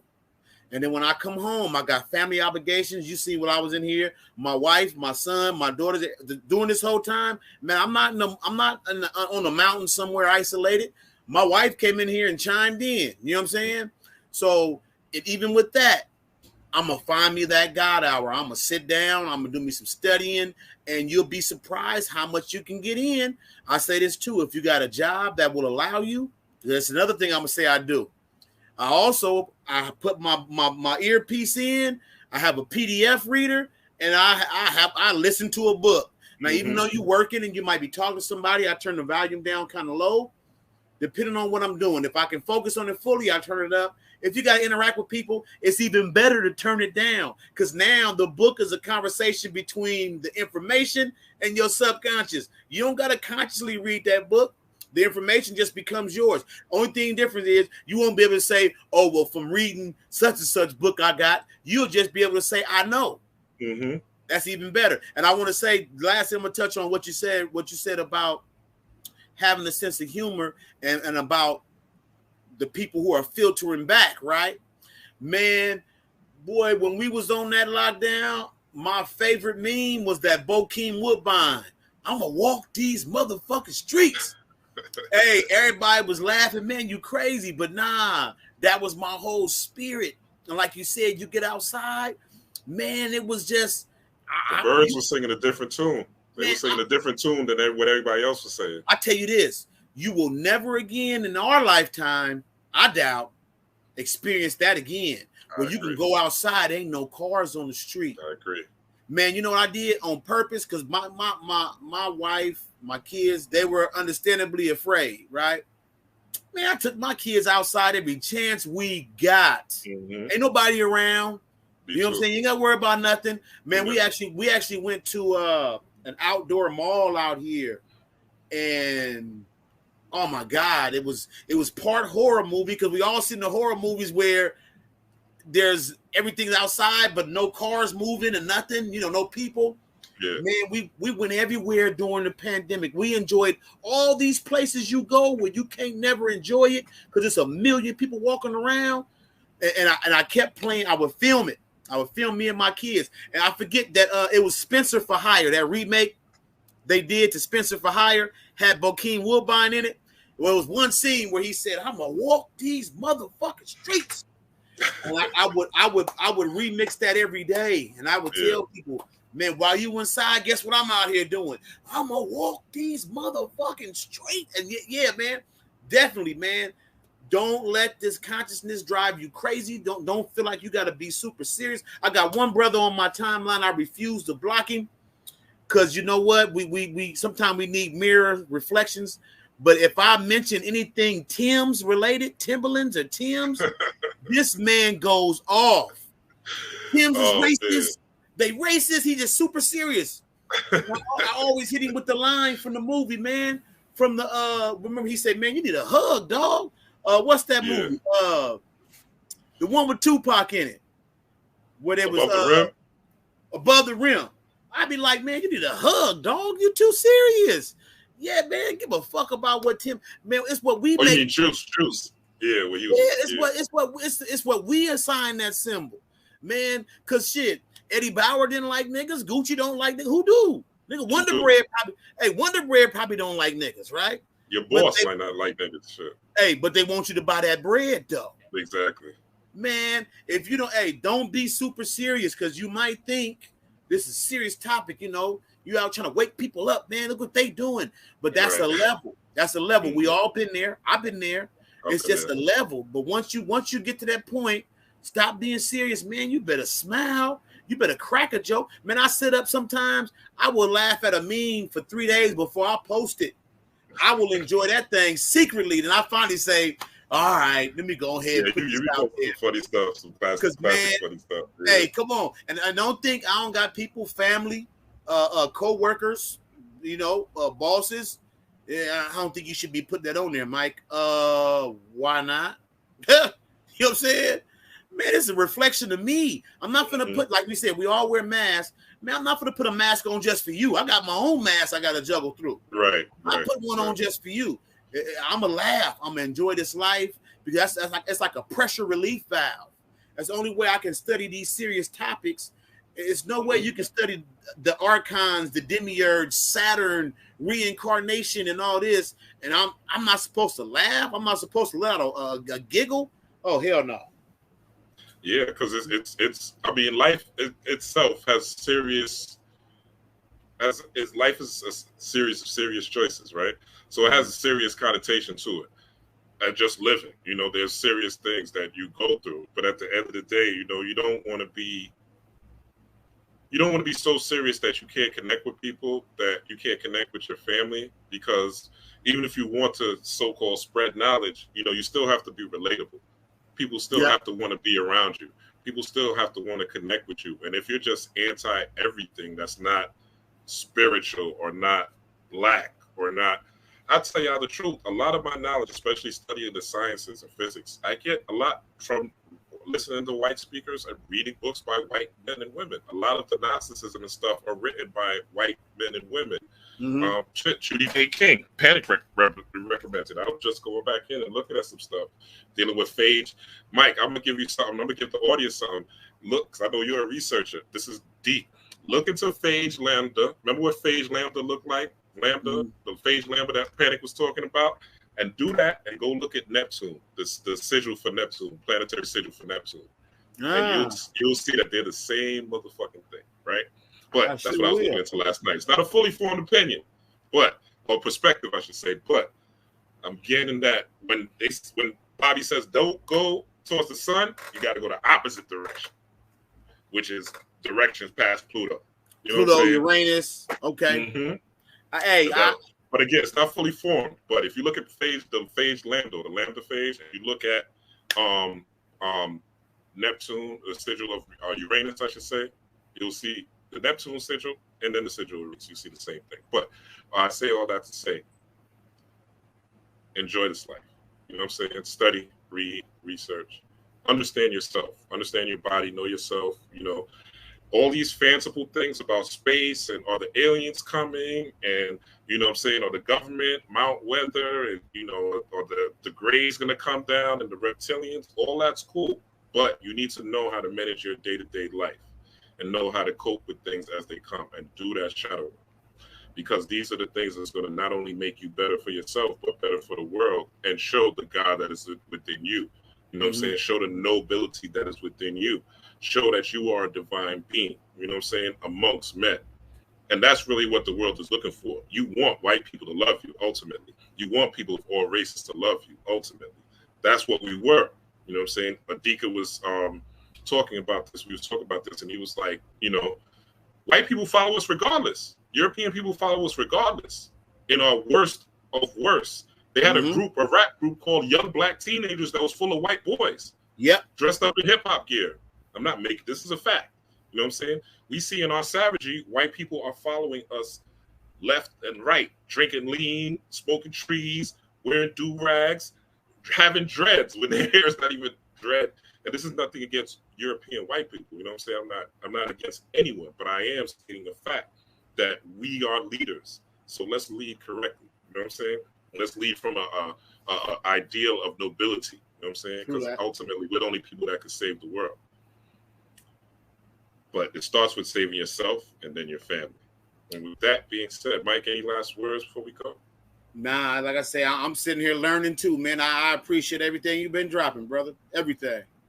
Likewise. We'll do it again, Mike. I'll have something else. You know, I'll hit you with something else. Your Mike, you went into this. But yo, maybe we do that Wonder Woman next. What you think? We do that Wonder Woman next? I'm down. Yeah. I'm gonna have to rewatch. I'm gonna have to rewatch it. But yeah, in a couple of weeks, man, I'll let you know that this week we're gonna do it, so you can get into it. Let you know on a Sunday or whatever, and then we'll do it the next Sunday. So we give us both a week to kind of put time into rewatch it. But yeah, I think that'll be a good one to break down. Okay. All right, y'all.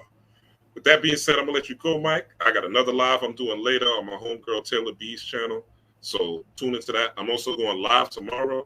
So by myself, we're gonna talk about Kundalini algorithms. All right, Kundalini algorithms. I'm gonna break some things down. The same way I broke down the Ka and the Ba, I'm gonna go into some more Egyptian iconography and symbolism and break that down. Also, if you want to understand Adam and Eve, check out my Facebook post, my Instagram post. It's also on my Rob Blackstorm Facebook.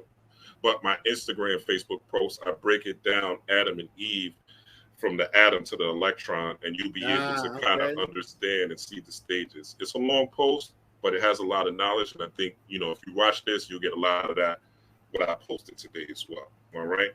So Sunday school is going to be a thing. It's going to be a thing on Instagram, too, where I post breakdowns on Sunday, and I'm also going to have, you know, come up with guests on Sunday. So Sunday school is going to be a thing. Mike, you the inaugural Sunday school member, believe it or not. Oh, you know? Wow, man, I'm honored, man. I'm honored. So we starting off that way. All right, y'all. With that being said, peace, power, and prosperity. Rob Blackstorm. Get Mike's book. Get my book. Enjoy yourself for Labor Day weekend. And have a drink on me. All right. Peace.